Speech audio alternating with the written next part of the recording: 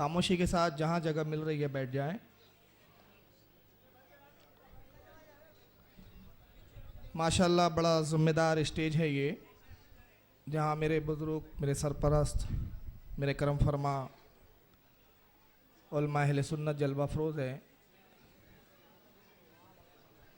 जितने भी उलमा अहले सुन्नत यहाँ मसनद रसूल पर जलवा फ़रोज़ हैं, नाम बनाम तो सबको नहीं जानता मैं। अल्लाह रब्बुल इज़्ज़त की बारगाह में मैं दुआ करता हूँ कि उलमा की ये रौनकें, ये बरकतें हम पर कायम दायम रखे। इनका साया करम, इनके उलूम व फ़यूज़ की बरकतें और उसकी बरक़ात हम तमाम अहले सुन्नत को मैसर आती रहे। औज़ु बिल्लाहि मिनश शैतानिर रजीम, बिस्मिल्लाहिर रहमानिर रहीम।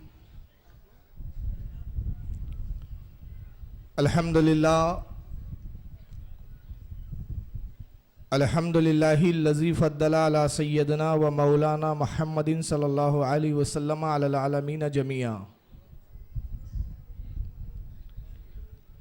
व अक़महु यौमल क़यामति लिल मुज़निबीनल मुतलव्विसीनल ख़त्ताईनल हालिकीन शफ़िया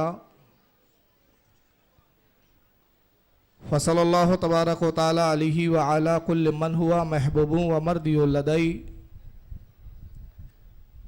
सलातन तबका व तदूम बिदवामिल मलिकिल हय्यिल क़य्यूम व नशहदु अल्ला इलाहा इल्लल्लाह वहदहु ला शरीका लह व नशहदु अन्ना सय्यदना व मौलाना मुहम्मदन अब्दुहु व रसूलुहु बिल हुदा व दीनिल हक़्क़ि अरसला। क़ाल अल्लाहु तबारक व तआला फ़िल क़ुरानिल मजीद वल फ़ुरक़ानिल हमीद, अल फ़ितनतु अशद्दु मिनल क़त्ल। सदक़ल्लाहुल अज़ीम, सदक़ सादिक़ुल मस्दूक़ अलैहि सलातो व तस्लीम। इन्नल्लाहा व मलाइकतहु युसल्लूना अलन नबी या अय्युहल्लज़ीना आमनू सल्लु अलैहि व सल्लिमू तस्लीमा। अल्लाहुम्मा सल्लि अला सय्यिदिना मौलाना मुहम्मदिन अदद माफ़ी इल्मिल्लाहि सलातम दाइमतम बिदवामिन मलिकिल्लाह सलातम दाइमन कसीरन कसीरन कसीरा। सूना जंगल रात अंधेरी, सूना जंगल रात अंधेरी, छाई बदली काली है, सोने वाले जागत रहियो। यकीनन आला हज़रत के शेर की तर्जुमानी करते हुए अर्ज़ करता हूँ, ये कौम सोई भी है लेकिन मुर्दा नहीं है। आला हज़रत जानते हैं कि जब तक इश्क़ महबूब सीने में ज़िंदा है, कौम मुर्दा नहीं है, सो रही है, सिर्फ ज़िंदा है, जगा रहे हैं। ऐ मेरी कौम, तुम मुर्दा नहीं है, मुर्दा तो वो है जो नबी को मुर्दा मानते हैं।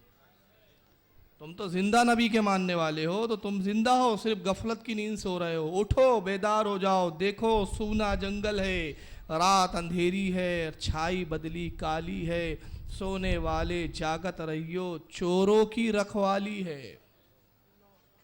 तू जो समझ रहा है कि तू सो गया, दीन के महाफिज तो हैं, दीन को संभाल लेंगे, ये दीन के महाफिज नहीं, ये तो डाकू है दीन के, ये चोर हैं। तो सोने वाले जागत रहियो, चोरों की रखवाली है। और चोर भी कैसे हैं? मामूली चोर नहीं है, छोटे मोटे बम्बई के जेब कतरे नहीं है कि इसका जेब काट लिया, उसका जेब काट लिया। बहुत खतरनाक चोर है। चोर भी ऐसे कि आंख से काजल साफ चुरा ले। आंख कितनी सेंसिटिव होती है, हल्की सी हवा का झोंका भी आ जाए तो आंख, हवा है, हल्का सा एक गर्द गुबार आ जाए तो आंख फड़फड़ाने लगती है। एक मामूली सा जर्रा भी कंकर का आंख में चला जाए, आदमी बेचैन हो जाता है। इतनी हसास होती है आंख, इतनी सेंसिटिव होती है आंख। आलत कहते हैं कि ये ऐसे भला के चोर है कि तेरी आंख से काजल भी चुरा लेंगे और तुझे पता भी नहीं चलेगा।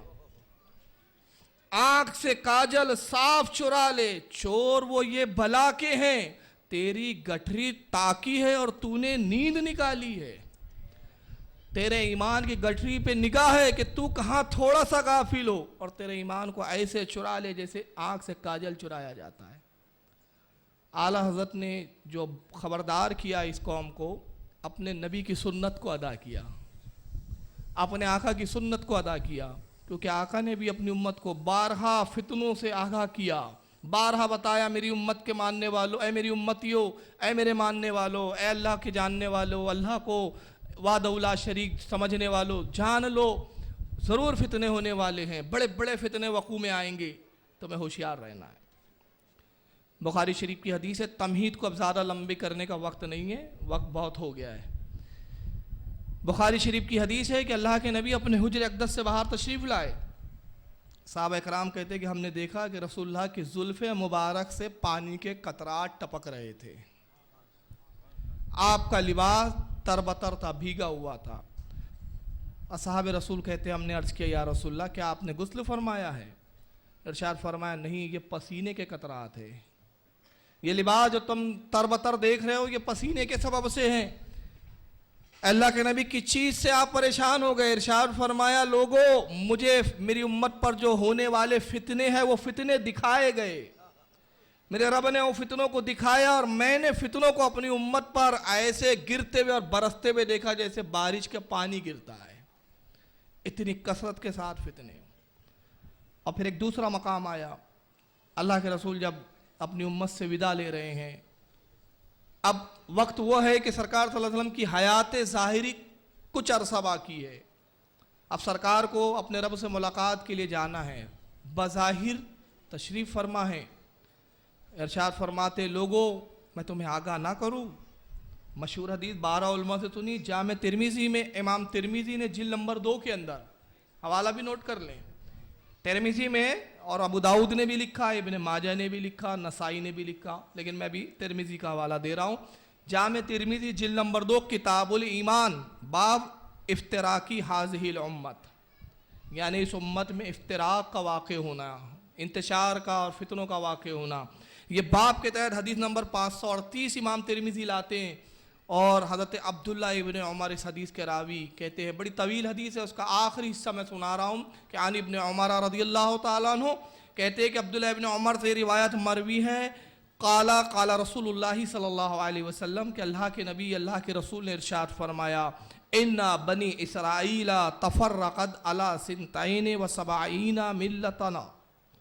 ऐ लोगो, बनी इसराइल, मूसा की कौम, मूसा अलैहिस्सलाम की कौम जो थी बनी इसराइल, आपस में इख्तलाफ हुआ इनके दरमियान और तफ्तरक़त, ये बटे, बिखर गए। और कितने गिरोह हो गए? अल्लाह के नबी ने फरमाया ये 72 गिरोह में बटे, 72 टुकड़ों में तकसीम हो गई आपस में लड़कर इख्तलाफ करके। लेकिन जान लो मेरी उम्मत का क्या हाल होगा, व तफ्तरक़ु उम्मती अला सलासीन व सबईना मिल्लता, लेकिन मेरी उम्मत 73 फिरकों में बटेंगी। मेरी उम्मत 73 हिस्सों में तकसीम हो जाएंगी इख्तलाफ के सबब। कुल्लुहुम फिन्नार, सबके सब जहन्नम में जाएंगे। इल्ला मिल्लतन वाहिदा, इल्ला मिल्लतन वाहिदा, सिवाय एक जमात के। कालू मन ही या रसूलल्लाह, हदीस के अल्फाज है कि सहाबा ने पूछा, अल्लाह के नबी जन्नती जमात की निशानी तो बता दीजिए। अल्लाह के नबी जब इतना बताया है आपने, तब जन्नती जमात की भी तो पहचान बताइए। तो अल्लाह के नबी ने ये नहीं फरमाया जन्नती जमात की पहचान जो कहेंगी मैं अहले हदीस हूँ, जन्नती जमात की पहचान जो कहेंगी कि मैं देवबंदी हूँ, मैं अहले तशी हूँ। नहीं, जन्नती जमात की निशानी क्या पूछा गया? जन्नती जमात की निशानी, कालू मन ही या रसूलल्लाह, काला मा अना अलैहि व असहाबी, जो मेरे और मेरे सहाबा के अकीदे पर होगा। अब यहाँ एक सवाल पैदा होता है, अकीदे रसूल तो नजात के लिए काफ़ी, अकीदे सहाबा की क्या ज़रूरत है? सरकार ने सिर्फ इस पे इक्तफा नहीं किया, इसी पे सिर्फ आपने अपने कलाम को ख़त्म नहीं फरमाया। कहना तो ये चाहिए था, फरमाते कि माना ले, जिस पर मैं हूँ, फरमाया नहीं, माना अलैहि व असहाबी, जिस अकीदे पर मैं और मेरे सहाबा, सहाबा को भी शामिल किया। क्यों बताया? इसलिए कि सहाबा से तुम क्या अकीदा लोगे? सारे अकायद तो मैंने तुम्हें दे दिए है। अल्लाह की उलूहियत मैंने बताई है, अल्लाह की मारिफत मैंने बताई है, अल्लाह की पहचान मैंने बताई है, अल्लाह की सिफात मैंने बताई है, अल्लाह की ज़ात से मैंने वाकिफ़ कराया है। सारे अकायद मैंने दिए, नमाज अमाल में तुम्हें मैंने दी, रोज़ा मैंने दिया, हज मैंने दिया। सहाबा से लेना क्या है? सहाबा से तुम्हें ईमान लेना है। और ईमान क्या है? इमाम बुखारी ने बताया ईमान क्या है। अल्लाह के नबी रिवायत फरमाते, अनस इब्न मालिक कहते हैं कि अल्लाह के रसूल ने इरशाद फरमाया ला युमिनु अहादुकुम हत्ता कुना हब्बा इलै मिन वालिदिही व वलदिही वन्नास अजमईन, तुम में उस वक्त तक कोई मोमिन नहीं हो सकता जब तक वो अपने माँ बाप से ज़्यादा, अपनी औलाद से ज़्यादा, अपने अजीज़ो अकारीब से ज़्यादा, दुनिया के तमाम लोगों से ज़्यादा रसूल से मोहब्बत ना करे, मोमिन नहीं हो सकता। तो मोहब्बत रसूल कैसे की जाएंगी? और मोहब्बत रसूल ईमान है, अकीदे की जान है, तो तुम्हें लेना कहाँ से? ये सहाबा से लेना है। सहाबा बताएंगे कि मोहब्बत रसूल की कैसे जाती है। तो फरमाया कि मेरे सहाबा भी अकीदे पर जो होंगे, जो सहाबा का अकीदा, अब हमें देखना है सहाबा का अकीदा क्या है। वो रसूलुल्लाह को गैबदा मानते थे क्या नहीं मानते थे? रसूल को हाजिर और नादिर समझते थे क्या नहीं थे? क्या वो रसूल को अफजल जानते थे क्या नहीं जानते थे? तो इसी हदीस में पता चल जाता है कि सहाबा इकराम रसूलुल्लाह को गैबदा जानते थे। इसलिए कि हदीस पूरी आप खंगाल डालिए, जितने मुफस्सिरीन और मुहद्दिसीन इस रिवायत के नकल करने वाले हैं, जितने तुरुक से ये हदीस आई, हर तुरुक को, हर सनद को देख ले, किसी सनद में, किसी हदीस के मतन में आपको ये नहीं मिलेगा कि किसी ने सहाबी ने पूछा हो अल्लाह के नबी आप बनी इसराइल की खबर दे रहे हैं जो गुजर गई, नबी तो ला इल्म होता है, आपको कैसे मालूम कि बनी इसराइल 72 में बटे? अल्लाह के नबी आप कह रहे 73 फिरकों में आपकी उम्मत बटेंगी, ये इल्म गैब की दलील है, गैब की दलील है। आपको गैब कहाँ से मालूम कि 73 फिरके होंगे, एक जन्नत में जाएगा, ये आपको कहाँ से मालूम? अरे आप तो गैब की बात कर रहे हैं, और गैब का जानने वाला तो सिवाय अल्लाह के कोई नहीं है। अल्लाह तो अपना गैब किसी को अता करता ही नहीं है, देता ही नहीं है अल्लाह, आपको कैसे उसने गैब दे दिया? किसी साहबा ने यह अकीदा नहीं जाहिर किया, किसी साहबा ने एतराज नहीं किया, बल्कि क्या कहा, अल्लाह के नबी हमको यकीन है, आप कह रहे हैं 72 फिरकों में बटी, हमें मालूम है कि आप माजी की भी खबर जानते हैं, आप कह रहे हैं 73 में बटेंगी, हम जानते हैं कि आप मुस्तकबिल की भी खबर जानते हैं, और हम जानते हैं इसलिए तो पूछ रहे हैं कि अब जन्नती की भी पहचान बता दीजिए, क्योंकि हम पूछेंगे तो आप ये नहीं कहेंगे लादरी मैं नहीं जानता। ऐसा हुआ ही नहीं है कि महबूब से पूछा गया और नबी ने कहा मैं नहीं जानता, तो नबी ने कहा कि हाँ हाँ अब मैं बताता हूँ निशानी क्या है। तो सहाबा का पूछना इस बात की दलील थी कि वो रसूलुल्लाह को गैबदा जानते थे। और फिर रसूलुल्लाह ने क्या कहा, 73 में से कितने 72 जहन्नम में, एक जन्नत में, 72 जहन्नम में, एक जन्नत में। साहबा ने कहना था या रसूलल्लाह आप कैसे किसी को काफिर कह रहे हैं, आप कैसे किसी के दिल की बात को जानते हैं? हुक्म कुफ्र तो सिर्फ अल्लाह लगा सकता है, अल्लाह को पता कौन जन्नत में जाएगा कौन जहन्नम में, आपको कहां से पता? ये साहबा ने नहीं पूछा, गोया साहबा का अकीदा था, साहबा का ये कौल और ये नजरिया बता रहा है कि रसूल की इस कौल पर उन्होंने खामोशी इख्तियार की और तायद की और इसको खामोशी से कबूल कर लिया कि अल्लाह के नबी आपने कहा 72 जहन्नम में जाएंगे, तो हमें मालूम है कि आपने कहा तो ये पत्थर की लकीर है, और अब यहां से मालूम हो गया साहबा का खामोश होना और उन पर एतराज ना करना इस बात की दलील बन गया कि नबी जब 72 को जहन्नमी कहने में नहीं हिचकाए, तो अहले सुन्नत भी गुस्ताख रसूल जो किसको पाते हैं तो जहन्नमी और काफिर कहने में हरगिज नहीं हिचकाते, डंके की चोट पर बोलते फुला काफिर हो गया। ये तुम्हारा मजहब है, तुम कहते काफिर को भी न काफिर कहो, इसको काफिर ना कहो, हमारे पास अथॉरिटी नहीं है। तुम्हारे पास अथॉरिटी इसलिए नहीं है कि तुम्हारे पास रसूल नहीं है, और हमारे पास रसूल है इसलिए अथॉरिटी है। हम अपनी अथॉरिटी पे बोलते हैं, नबी आपने 72 को कहा, पहचान बताई है, उस पहचान की कसौटी पे हम परखते जाएंगे। अब उस कसौटी पे जो जो नहीं उतरता जाएगा हम जहन्नमी कहते जाएंगे, फुला जहन्नमी, फुला जहन्नमी, फुला जहन्नमी, सब जहन्नम में। कौन हक पर? अहले सुन्नत वल जमात, और उसी को कहते हैं मसलके आला हज़रत।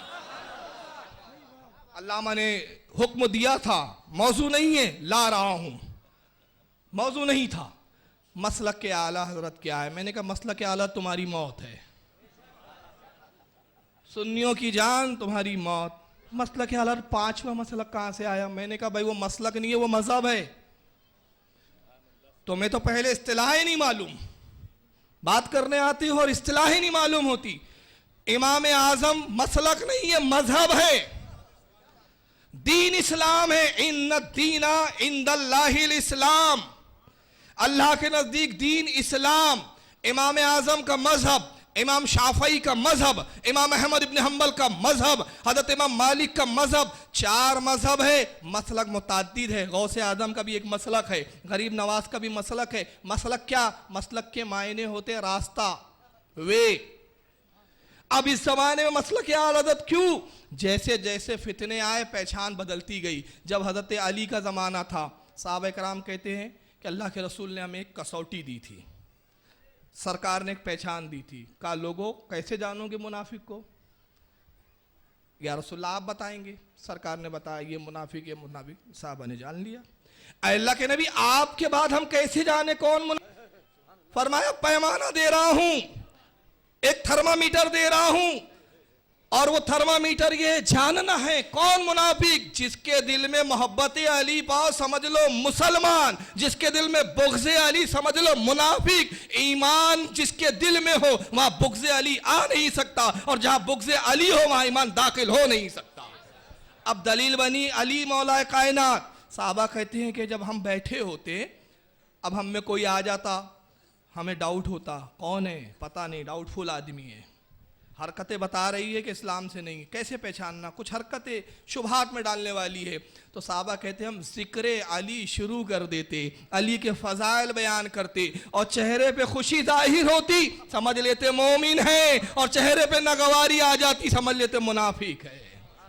कसौटी बदलते रही, दौर बदला, अली पहचान हुए, अली के बाद अइम्मा पहचान हुए, इमाम आजम का ज़माना आया, नेचरियत अपने उरूज पर थी, जो है राफदियत अपने उरूज पर थी, इमाम अबू हनीफा की मोहब्बत पहचान बनी। अकायद में जब खराबी आई, मुजस्समियाँ आए, जिस्म के कायल फिरके वाले आए, इमाम अबुल हसन अशरी रदी अल्लाह ताला अन्हु पहचान बने, इमाम मातुरिदी पहचान बने, गौसे आजम पहचान बने, गरीब नवाज पहचान बने। पहचान बदलती रही। अब इस जमाने में ऐसे आए जो गौस पाक का भी नाम ले रहे हैं, गरीब नवाज के मानने का भी दावा कर रहे हैं, इमाम आजम का भी नाम ले रहे हैं। पहचाने कैसे? दावे तो बड़े बड़े हैं, पहचान आला हजरत को बनाया गया। अब हालत का जिक्र करो, चेहरे पे खुशी है अपना है, चेहरे पे नागवारी समझ लो पक्का मुनाफिक है।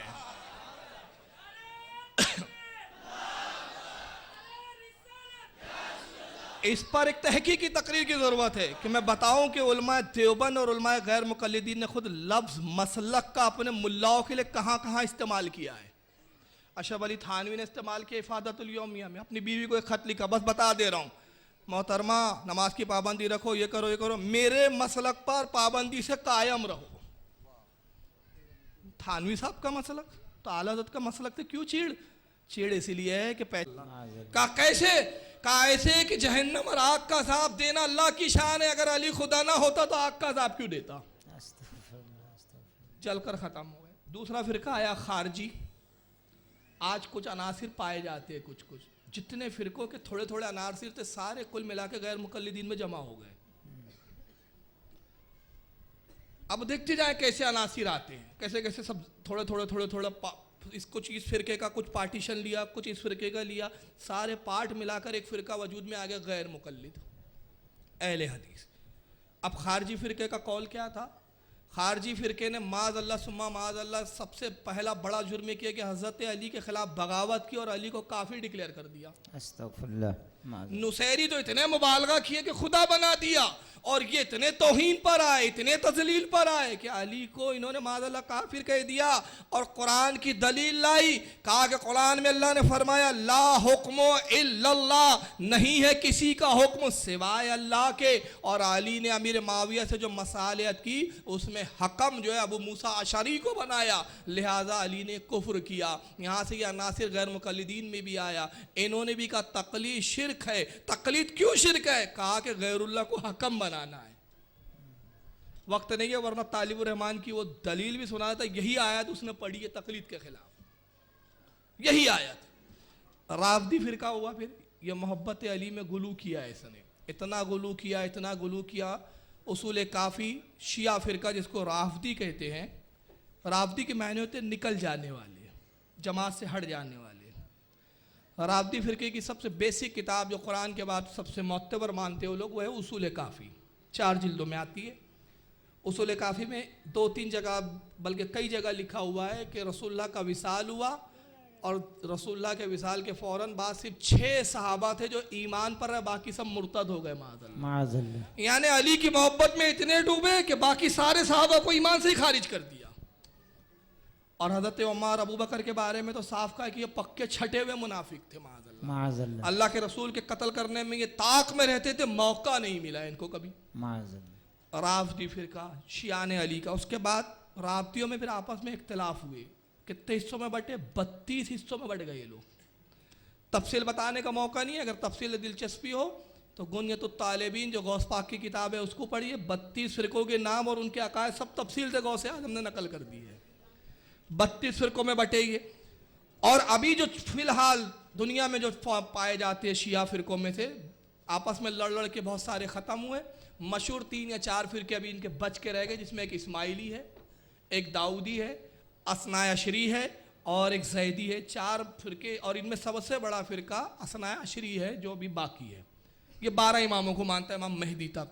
इसके बाद फ़िरक़ा क़दरिया, जबरिया, तफसीली, जहमिया, मुजस्समा, ये बहुत सारे मुताद्दिद फ़िरक़े आए। इनके अजीब अजीब अक़ीदे रहे। किसी ने तकदीर का इनकार किया, कहा कि इंसान तकदीर वक़दीर कुछ नहीं है, इंसान जो चाहे कर सकता है। किसी ने कहा कि नहीं, इंसान तकदीर से ही बंधा हुआ है, कुछ नहीं कर सकता, मजबूर है। अलग अलग किस्म के आए। और एक फ़िरक़ा इसमें बड़ा बदतरीन आया, जिसका बानी था जाद बिन दुरम। उसने कहा कि अल्लाह जिस्म भी रखता है, अल्लाह हाथ भी रखता है, अल्लाह पैर भी है, उसका चेहरा भी है, उसकी आँख भी है, उसके होठ है, सारा इंसान की तरह अल्लाह है और वो अर्श के ऊपर बैठा हुआ है। माज़अल्लाह। लेकिन ये फ़िरका भी उलमा अहले सुन्नत के सामने टिक नहीं पाया। उस ज़माने के हमारे बुज़ुर्ग उलमा ने शिद्दत के साथ रद्द किया, दलाइलों से रद्द किया गया, और ना सिर्फ दलाइल, मनाज़रों में इनका जवाब दिया गया। नतीजा ये हुआ, धीरे धीरे ये फ़िरका ख़त्म हो गया। लेकिन 661 हिजरी में सरकार के विसाले ज़ाहिरी के 600 साल बाद, 650 साल के बाद, एक शख्स पैदा होता है शाम के अंदर 661 हिजरी में, जिसका नाम था अहमद बिन अब्दुल हलीम इब्न तैमिया। ये पहला बदबख्त शख्स है जिसने फ़िरक़ा मुजस्समा की तजदीद की। इस फ़िरक़े को असर नौ जो है ज़िंदा किया, और इसने अकीदा गढ़ा कि अल्लाह जिस्म रखता है, हाथ है, पैर है, कान है, मुंह है, सब है, जैसा जैसा कुरान में बयान किया। अल्लाह ने फरमाया वजह अल्लाह, अल्लाह का चेहरा है तो हम चेहरा मानते हैं, हम तशबीह बयान नहीं करेंगे, हम तातील नहीं करेंगे, हम तावील नहीं करेंगे। अल्लाह ने कहा उसका यद है, हाथ है, हम हाथ मानते हैं। अल्लाह ने कहा कि साहब वो सुम्मस्तवा अल अर्श, वो अर्श पर इस्तवा के मायने उसने लिया बैठना, तो कहा वो बैठा है तो बैठा है, हम बैठना तस्लीम करते हैं। जैसा आया है हम एज इट इज़ लेंगे, उसमें हम तावील की तरफ नहीं जाएंगे, हम मुतशाबिहात इस तरफ नहीं जाएंगे। अल्लाह का जिस्म भी है, अर्श पर बैठता है। नतीजा क्या हुआ? इमाम ताजुद्दीन सुबकी, उस ज़माने के इमाम, मुनाजरे का चैलेंज हुआ, दरबार में मुनाजरा हुआ, मुँह की खाई इसने। और उसकी एक जो अदा है, मैं सुन्नत नहीं कहूँगा, लफ्ज़ सुन्नत की तौहीन हो जाएंगी, उसकी एक अदा उसके मानने वाले गैर मुक़ल्लिदों में बराबर आई। वो आप मुनाजरा पढ़ेंगे ना, किताबों में मौजूद है, ताजुद्दीन सुबकी अलैहि रहमा का। उसमें ताजुद्दीन सुबकी जब उसकी दलील काटते तो दूसरी बात करता है वो, फिर उसका जवाब देते तो तीसरी बात करता है वो, फिर जवाब दे तो चौथी बात करता है। तो आप झुंझला के फरमाते उस मनाजरे में, तू फुदकती हुई चिड़िया की तरह जो एक डंगाल से एक शाख से दूसरी शाख पे फुदक के जाती है, तेरा ठिकाना नहीं है। वही आज इनका हाल है। आपसे जब भी गुफ्तगू करेंगे कहेंगे मिलाद जायज़ है, हाँ मिलाद जायज़ है, ये दलील है। अब आप दलील ही दे रहे हैं, अच्छा तो छोड़िए, ये बताइए वो उर्स मना सकते हैं? हाँ भाई उर्स की दलील सुनो, उर्स मना सकते, ये दलील नहीं। वो जो तुम्हारे मज़ार पे जो चादर चढ़ाते उसका क्या? अरे भाई वो चादर चढ़ाने का ये मामला, ये नहीं नहीं, ये बताओ आप जो कब्र से मांगते हो, बुजुर्गों से मांगते, ये क्या? अरे एक जगह तो टिकले भाई, क्यों खुदा करा है? पहले एक मसला तो क्लियर कर ले। इब्न तैमिया मनाजरों में हारा, उलमा की मुँह की खाए, उस ज़माने की किताबें पढ़ते कुछ नहीं है ये लोग। जेल में गया, पहली बार जेल में गया, जेल में फिर तौबा की, बाहर आया। दूसरी बार फिर वही अकीदा जाहिर किया, फिर जेल गया, फिर तौबा की, फिर निकाला गया, फिर जेल गया। 3 बार जेल गया। चौथी बार जब गया तो पगला हो गया। हमारे सलीम भाई बार बार बोलते रहे ये बताना क्यों छोड़ देते हो। अल बिदाया वन निहाया में इब्न तैमिया का शागिर्द इब्न कसीर, उसने खुद लिखा कि दिमाग खत्म हो गया, पागल हो गया। उस पागलपन में दमिश्क की जेल में मरा। और फिर इब्न तैम 14वीं जिल्द है, अल बिदाया वन निहाया की 14वीं जिल्द मेरे पास मौजूद है। उसमें इब्न कसीर ने बाकायदा लिखा कि जब उसकी लाश को निकाला गया तो उसके बेवकूफ़ यही गैर मुकल्लिद जो आज हमें बताते ये बिदअत, ये बिदअत, ये बिदअत। अबे अपने घर की खबर लो, अपने घर की किताब पढ़ो। इब्न कसीर अल बिदाया वन निहाया जिल्द नंबर 14 इब्न तैमिया की मौत के हालात में कहता है कि इब्न तैमिया को गुस्ल दिया गया, उसका जो पानी निकला जिस्म से उसको पिया गया बतौर तबर्रुक। हवाला दिखाने की मैं जिम्मेदारी दे रहा हूँ, मनाज़रे का चैलेंज करो, आऊँगा और फिर अल बिदाया दिखाऊँ। उसके गुस्ल का पानी पिया। औरतें आती थी कुरान खानी करती थी, उसके गले में जू से बचने के लिए जेल में सरों में जुएं हो गई थी उसके पागल के। जुएं से बचने के लिए पारे का एक उसने तागा बनाया था, पारा होता है ना, थर्मामीटर में भी होता है, उसका पारे का उससे जू नहीं होती। वो कई सौ कई हजार दिरहम में नीलाम हुआ। उसके कफन के लोग टुकड़े ले गए तबर्रुक बनाकर, और उसकी कब्र पर 7 दिन मुसलसल आके कुरान खानियाँ होती रही और फातिया होती रही। तो अपने घर की तो खबर लो। तो बहरहाल इब्न तैमिया ये शख्स था जिसने फ़िरक़ा मुजस्समिया की तजदीद की, और यही नहीं, उसने चंद बड़े अजीब व गरीब अक़ीदे गढ़े। इससे पहले तारीख़ में वो अक़ीदे किसी ने नहीं बताए थे। उसने कहा पहला अक़ीदा रसूलुल्लाह सल्लल्लाहु अलैहि वसल्लम की रोज़े की ज़ियारत करना नाजायज़ है। अगर कोई शख्स हज के लिए जाता है और सरकार के रोज़े की ज़ियारत करता है तो उसका हज बर्बाद हो गया, इसलिए कि हज अल्लाह के लिए, उसने अल्लाह की इबादत में रसूल की भी ज़ियारत को शामिल कर लिया, तो अल्लाह की इबादत में शिरकत हो गई, माअज़ल्लाह अस्तग़फ़िरुल्लाह। कहा कि अगर जाना भी है तो मस्जिद नबवी की ज़ियारत की नीयत से जाए। अजीब सरफिरा आदमी था भाई, मस्जिद नबवी की ज़ियारत से जाओ तो मस्जिद नबवी अगर तक़द्दुस है, मस्जिद नबवी की अज़मत है तो किस ज़ात के सबब से है? बेशक। अरे है कि वो मस्जिद नबवी है, क्यों? वो मस्जिद है, नबी है तो मस्जिद नबवी है, नबी ना हो तो मस्जिद मस्जिद है, नबी नहीं है। बेशक। तो उसने कहा कि नहीं मस्जिद नबी की ज़ियारत है। दूसरा अक़ीदा क्या बदतरीन गढ़ा उसने, कहा हुज़ूर सल्लल्लाहु अलैहि वसल्लम जिंदा नहीं है, मरकर अब मिट्टी में मिल चुके हैं, खत्म हो चुके हैं, और जो नबी को जिंदा माने वो काफिर है। मैं बड़े संजीदगी के साथ तमाम गैर मुकल्लिदीन को मुखातिब करके, अगर सुन रहे हैं और नहीं सुनो तो बाद में सीडियाँ सुनेंगे ये, तो उनसे कहना चाहता हूँ कि मेरी गुजारिश है आपसे, इब्न तैमिया से पहले किसका नज़रिया था साबित कर दो, नहीं मिलेगा आपको। और तीसरा बदतर अक़ीदा क्या गढ़ा, किताब यहाँ मौजूद है मेरे हाथ में, किताबुल वसीला इब्न तैमिया की, आके जिसको देखना है बाद में देख ले। बदतर अक़ीदा ये गढ़ा कि जो ज़ाहिर जाते हैं बुज़ुर्गान दीन के जो वाक़यात कुछ लोगों ने लिख डाले कि ज़ाहिर गया, वो कोई बुज़ुर्ग गया रसूलुल्लाह के रोज़े पर सलाम किया, कब्र शक हुई, फटी, नबी निकले, मुलाकात की, वो नबी नहीं होते बल्कि कब्र से निकलने वाला शैतान होता है, इसलिए कि नबी तो मरकर ख़त्म हो गए, वो शैतान होता है, और ज़ाहिर समझता है कि मैं नबी से मुलाकात कर रहा हूँ। और चौथा बदतरीन अक़ीदा ये था कि ख्वाब में रसूलुल्लाह किसी के तशरीफ़ नहीं लाते।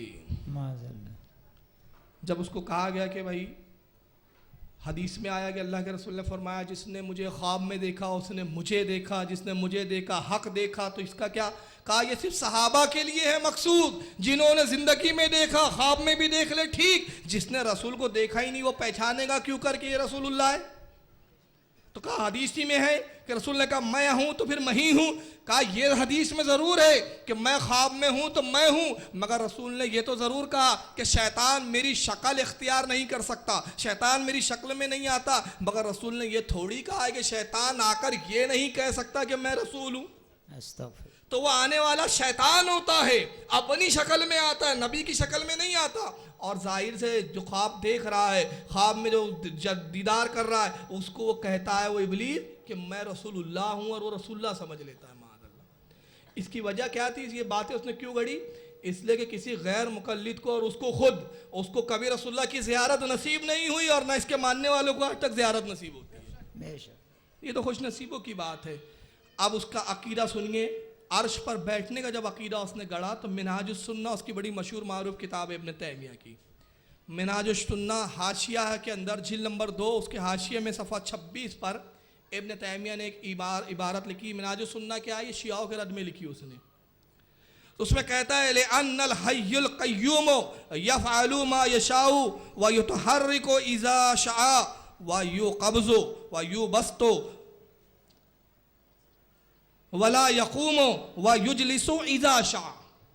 अब तर्जुमा सुने, वो कहता है कि बेशक वो जिंदा है, ले अन्नल हय्युल वल क़य्यूम, वो हमेशा से है, हमेशा है, हमेशा जिंदा है, हमेशा से जिंदा है। यफ़अलु मा यशाओ, वो जो चाहता है करता है, साहिब कुदरत है, अल्लाह जो चाहता है करता है। व युतहर्रिकु इज़ा शा, और वो जब चाहता है हरकत करता है, हिलता है, डुलता है, थिरकता है, जब चाहता है हरकत करता है।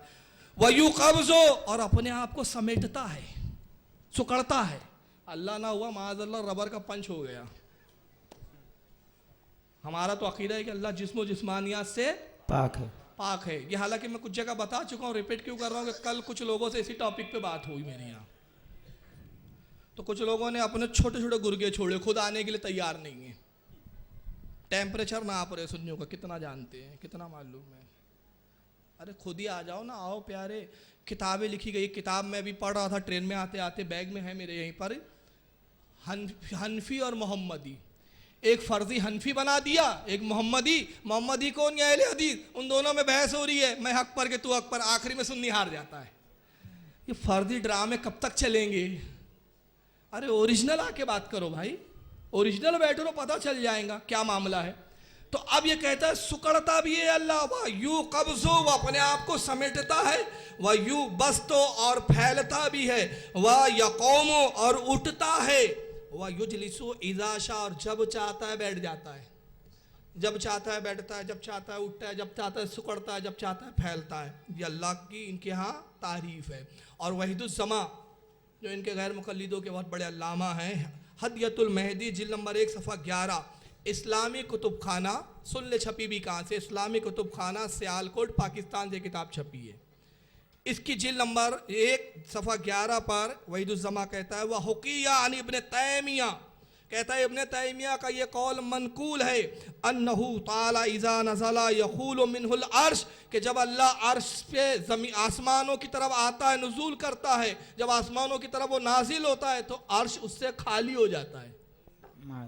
बैठा अर्श पे रहता है, आसमानों की तरफ आया नीचे, पहले दूसरे आसमान पे, अर्श खाली हो गया। वहाज़ा हुवल इंतकाल, यही मतलब है उसकी जगह तब्दील करने का। अन्नहु यंज़िलु कमा अना उनज़िला अनिल मिंबर, और उसके बाद इब्न तैमिया कहता है खुदा ऐसे ही अपने अर्श से उतरता है जैसे मैं मिंबर पे बैठा हूँ अभी मिंबर से उतर जाता हूँ। माज़अल्लाह अस्तग़फिरुल्लाह। इब्न बतूता एक बड़ा मशहूर मौर्रिख़ गुजरा है, इसने बड़ी सेहात की, दुनिया घूमता रहा। इब्न बतूता का सफ़रनामा है। इब्न बतूता कहता है कि मैं दमिश्क में गया तो इब्न तैमिया को मैंने देखा कि मसनद पे बैठा है, कुर्सी पे बैठा और ख़िताब कर रहा है, और उस खिताब में वो कहता है, इब्न बतूता कहता है कि लोगो अल्लाह ताला अर्श पर बैठा हुआ से मैं बैठा हुआ हूँ। फिर वो मिंबर से उतर गया, कुर्सी से उतर गया और कहा इसी तरह अर्श से उतर जाता है जैसे मैं अभी उतर गया हूँ। अब बताइए ये खुदा है जो बैठे अर्श का सहारा ले, ये खुदा है जो अपने आप को सुकड़ाड़े, समेटे, रबर की तरह पन्ना लंबा हो जाए, छोटा हो जाए। हमारा अकीदा है कि अल्लाह ताला बैठने से पाक, उठने से पाक, चलने से पाक, जिस्म से पाक, जिस्मानियात से पाक, हरकत से पाक, मादे से पाक। वो मादा नहीं है, मटेरियल नहीं है। अल्लाह रब्बुल इज़्ज़त इन तमाम चीज़ों से पाक है। और जब इन्हें इल्म नहीं तो मुफ्ती अहमद यार खान नईमी रहमतुल्लाह अलैह की जालक की इबारत इनकी खोपड़ी में नहीं आई। अब वो इबारत क्या थी सुन ले, बड़ी प्यारी बात थी। मुफ्ती अहमद यार खान अलैह रहमा ने जालक में लिखा कि हर जगह रहना, हर जगह मौजूद होना अल्लाह की शान नहीं है बल्कि रसूलुल्लाह की शान है। सुभान अल्लाह। तो कहा शिर्क हो गया, शिर्क हो गया, शिर्क हो गया। रसूलुल्लाह को हर जगह बता दिया। समझे ही नहीं बेवकूफ। जितनी जगहें हैं वो हादिस है, जो जो जगह है वो मखलूक है। और अल्लाह ताला मखलूक का सहारा लेने से पाक, और तमाम मखलूक में सबसे अफजल रसूल की जात। तो मखलूक मसनद बने, सबसे अफजल कौन है? रसूल। ये उनका मकाम है कि हर जगह पे तशरीफ ला सकते। सुभान अल्लाह। अल्लाह की शान नहीं है, क्योंकि वो उस वक्त भी जगहों से पाक था जब जगह नहीं थी, और उस वक्त भी वो जगह से पाक होगा जब जगह फना कर देगा। तो वो जैसा पहले से था अज़ल में वैसा है और वैसा ही आदम तक रहेगा। उसके लिए कोई तगय्युर और तब्दीली नहीं है उसके अंदर। ये अक़ीदा अहले सुन्नत है। चुनांचे इमाम बहकी रहमतुल्लाह ताला अलैह जो इमाम हाकिम के शागिर्द है, और इनका विसाल 458 हिजरी इब्न तैमिया के पैदा होने से 203 साल पहले विसाल हुआ। इब्न तैमिया पैदा भी नहीं हुआ था, उसके पैदा होने से 203 साल पहले किताब लिखी उन्होंने, उसका नाम है किताबुल अस्मा व सिफ़ात, जिल्द नंबर 1 सफ़ा 150 पर हज़रत इमाम बहकी रहमतुल्लाह अलैह फरमाते हैं, अल इस्तवाउ फल मुतक़द्दिमूना मिन अस्हाबिना रज़ियल्लाहु तआला अन्हुम कानु ला युफ़स्सिरूनहा वला यतकल्लमूना फ़ी। कहते हैं कि इस्तवा के बारे में जो कुरान में आया, सुम्मस्तवा अलल अर्श, कि अल्लाह मुस्तवी हुआ जैसा उसकी शान के लायक है, इसके बारे में हमारे पहले के असहाब, पहले के बुजुर्गान दीन खामोशी इख्तियार करते थे। क्या कहते थे? खामोशी इख्तियार। कानू ला युफस्सिरूनहा, इसकी वो कोई तफसीर नहीं करते थे। क्यों? क्योंकि ये आयत मुतशाबिह थी। आयत मुतशाबिहात का न तर्जमा किया जाता है, न उसकी तफसीर बयान की जाती है। वला यतकल्लमूना फी, और इस मुतालिक वो हरगिज़ ज़बान नहीं खोलते थे। का नहवी मज़हबिहिम फी अमसाली ज़ालिक, और इस बारे में उनका वही मज़हब था जैसे दिगर आयत मुतशाबिहात के बारे में उनका मज़हब है कि खामोशी इख्तियार की जाए। फतावे आलमगीरी जो फ़िक़्ह हनफ़ी की मोतबर किताब है, जिल्द नंबर 2 सफ़ा 259, और बहरो राइक बाबुल अहकामुल मुर्तदीन जिल्द 5 सफ़ा 120 पर है, युकफ़रा बिइस्बातिल मकान लिल्लाहि ताला। कहते कि ये बात कुफ्र है ये कहना कि अल्लाह ताला के लिए जगह और मकान है। अल्लाह के लिए जगह और मकान साबित करना ये क्या है? कुफ्र है। इस्लाम से आदमी खारिज हो जाता है।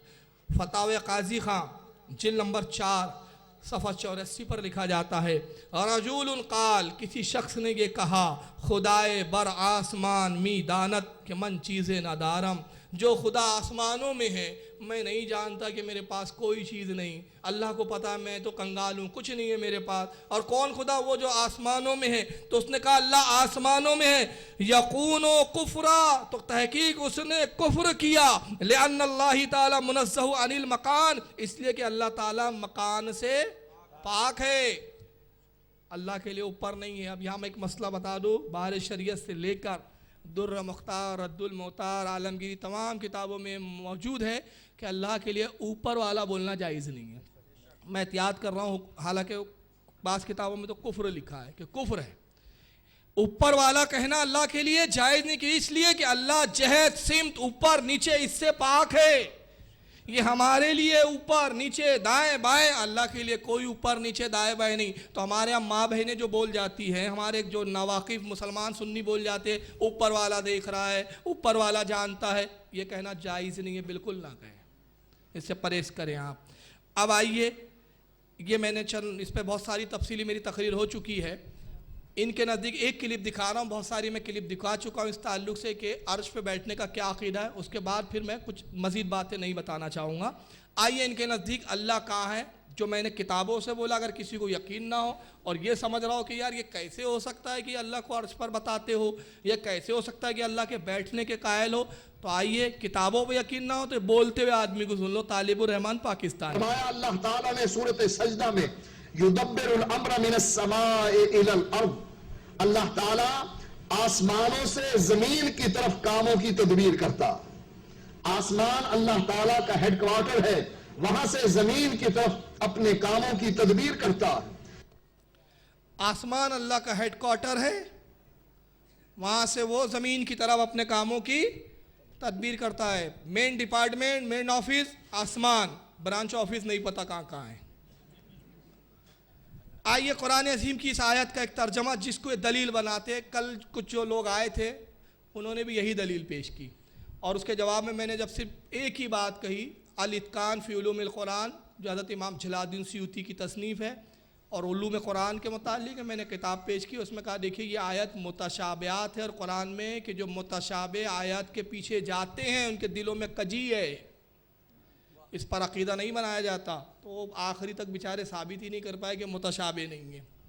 तो अब मुतशाबे आयत का तर्जमा क्या किया जा रहा है? ये वहीदुज़्ज़मा साहब का तर्जमा कुरान है, जो हिंदुस्तान में आपको इनके हर मकतब में मिल जाएगा। वहीदुज़्ज़मा साहब अपने तर्जमा कुरान में ये आयत इनकी सबसे बड़ी दलील है। आइए देखिए कौन सी आयत है, आ रही है। इस्लामी एकेडमी उर्दू बाज़ार दिल्ली से ये छपा है कुरान शरीफ। सूरह यूनुस है, पारा नंबर 11 है इसका, और सूरह यूनुस की आयत नंबर 3 है। इन्ना रब्बकुमुल्लाहुल्लज़ी खलक़स समावाति वल अर्दा फ़ी सित्ताति अय्यामिन सुम्मस्तवा अलल अर्शि युदब्बिरुल अम्र। तर्जमा इन्होंने क्या किया, इनका तर्जमा पढ़ रहा हूँ, प्रोजेक्टर पे आपको दिख रहा है।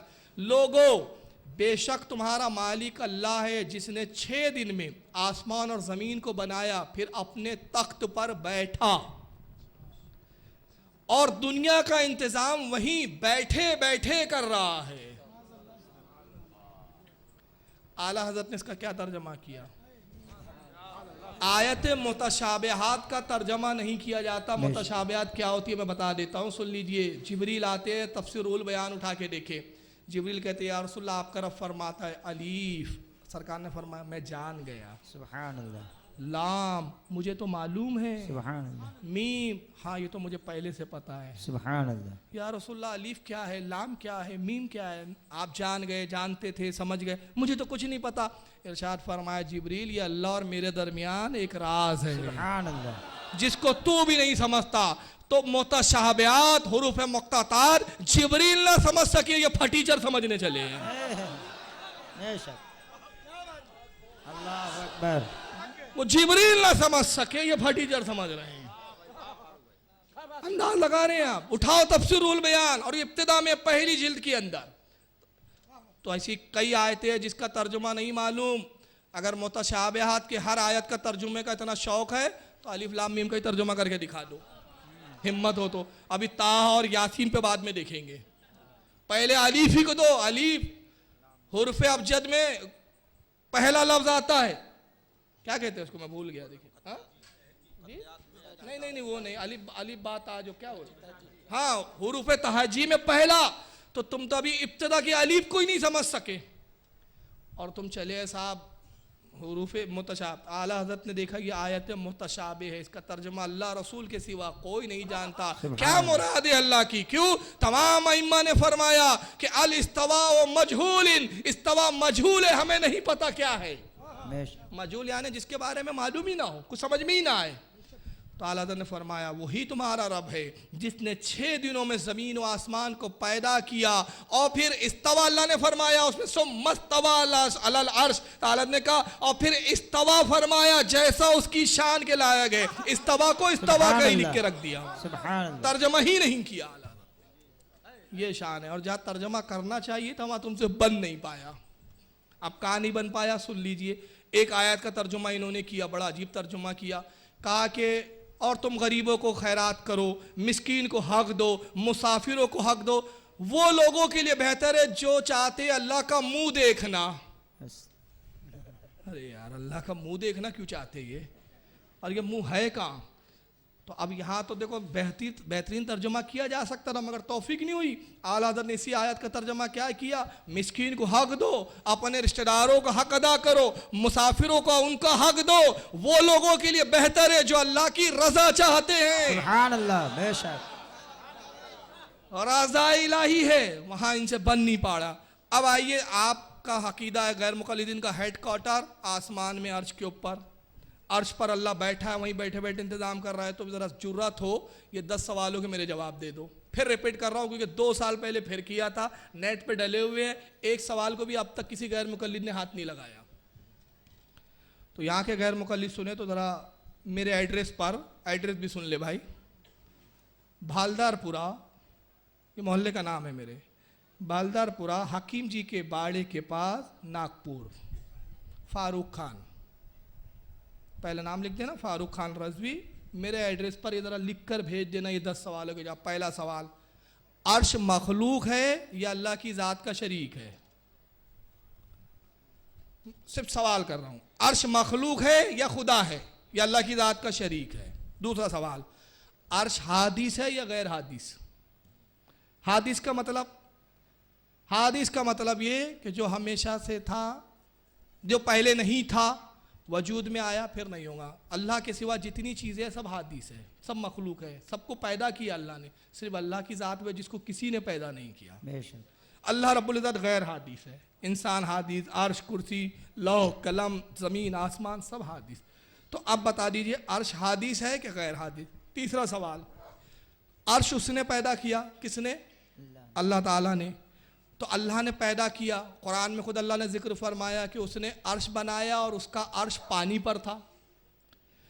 तो अर्श बनाया और सुम्मस्तवा अलल अर्श, उससे तुम कहते हो कि अर्श पर बैठ कर बनाकर बैठा, तो जब अर्श नहीं था तो कहाँ था? बेशक। सिर्फ सवाल है, मैं तफसीलात नहीं जा रहा हूं। जब अर्श नहीं था तो कहाँ था?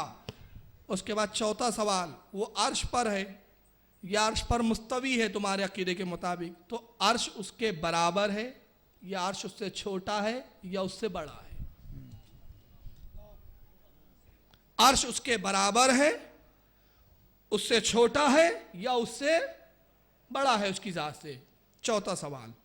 अब पांचवा अगर ये कहते हैं, अब हाथ लगाए, अगर कहेंगे नहीं अर्श और खुदा बराबर बराबर है, तो अल्लाह की ज़ात में तुमने अर्श को शरीक किया तो शिरक हुआ कि नहीं हुआ? है बेशक।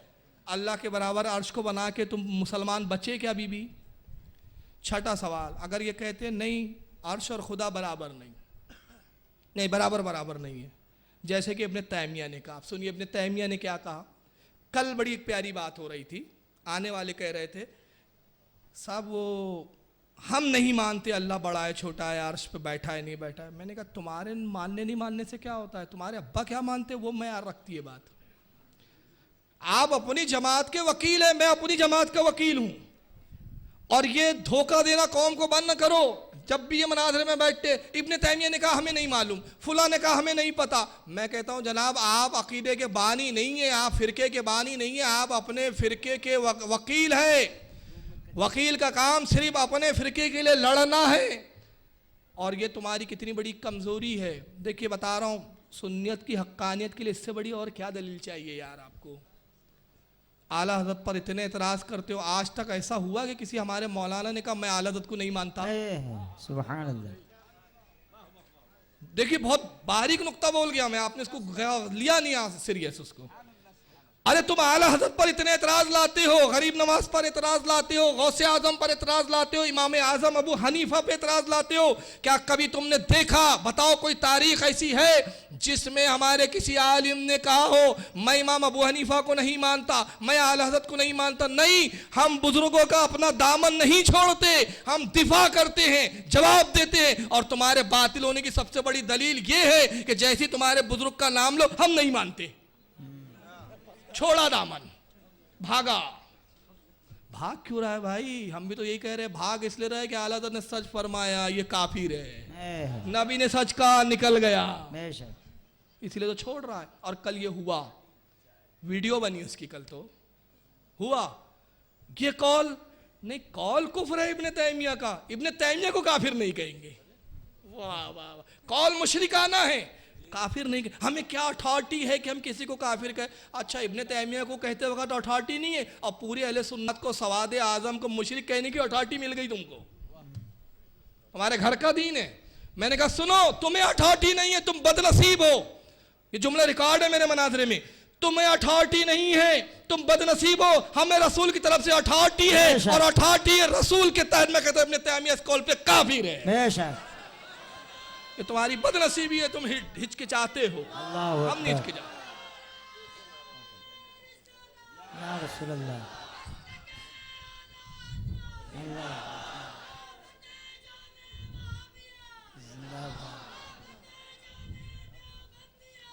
अब आइए सुने, अब अर्श बड़ा है खुदा से या छोटा है या बराबर बराबर है?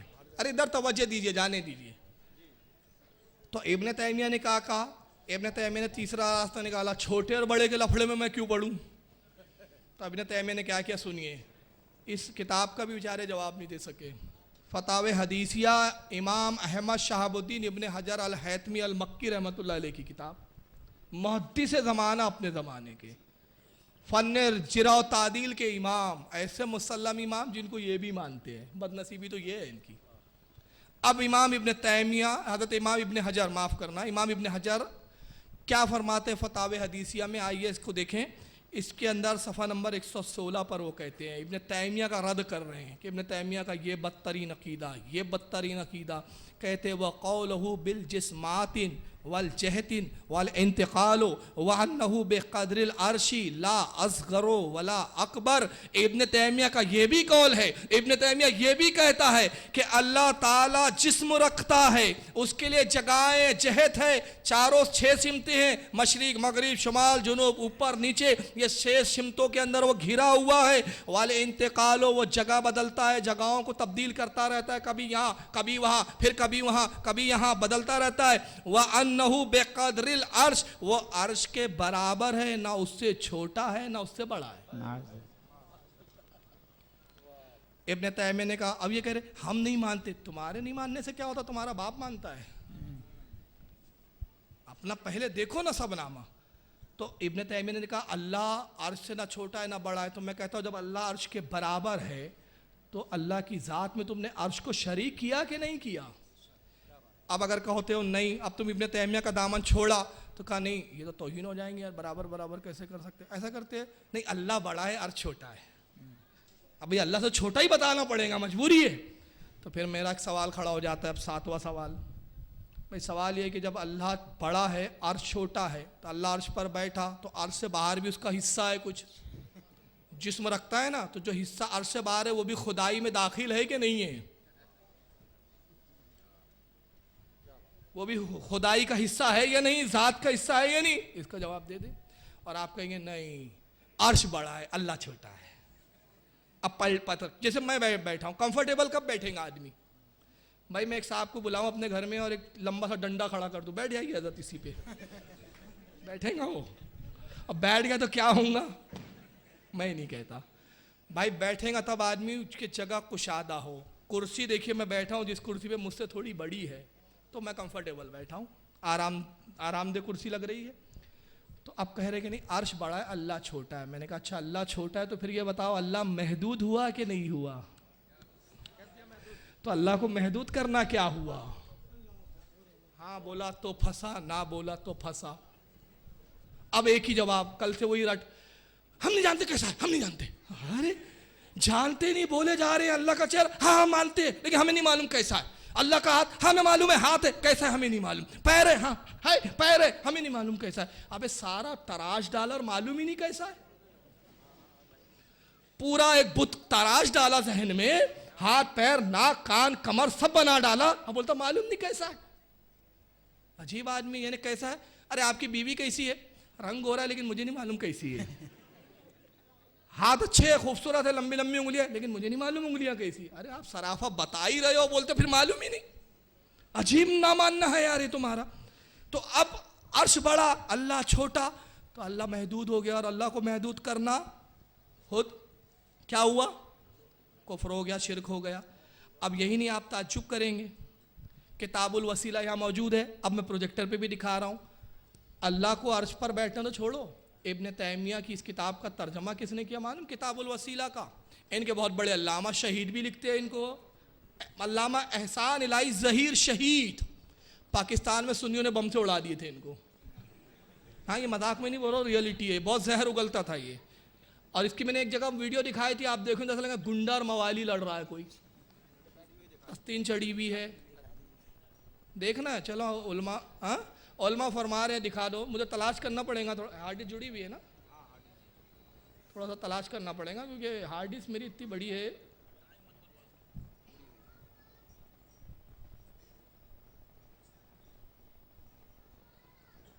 दुरूद शरीफ पढ़ें आप जब तक अल्लाह, चलिए मैं दिखा दूंगा बाद में इंशाल्लाह, अगर बीच में थोड़ा सा वक्त बहुत कम है, एक जगह मैं दिखाया भी था। बहरहाल एहसान इलाही ज़हीर साहब ने ये तर्जमा किया, इनके तर्जमा करने वाले भी आलिम मोत्तबर। एक मिनट चलिए आप शायद दिख जाएंगे, अरे चालू क्यों नहीं हो रही है, मेरा कंप्यूटर भी ना वहाँ भी क्लिप पे दिखा दिखा के बोलता कहाँ यार क्या दिखाते रहते तुम, वो भी बेचारा परेशान हो जाता है।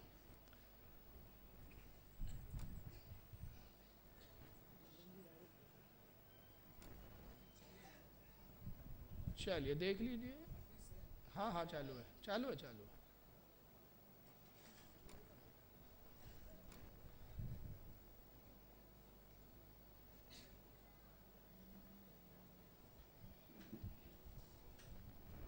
दुनिया शिर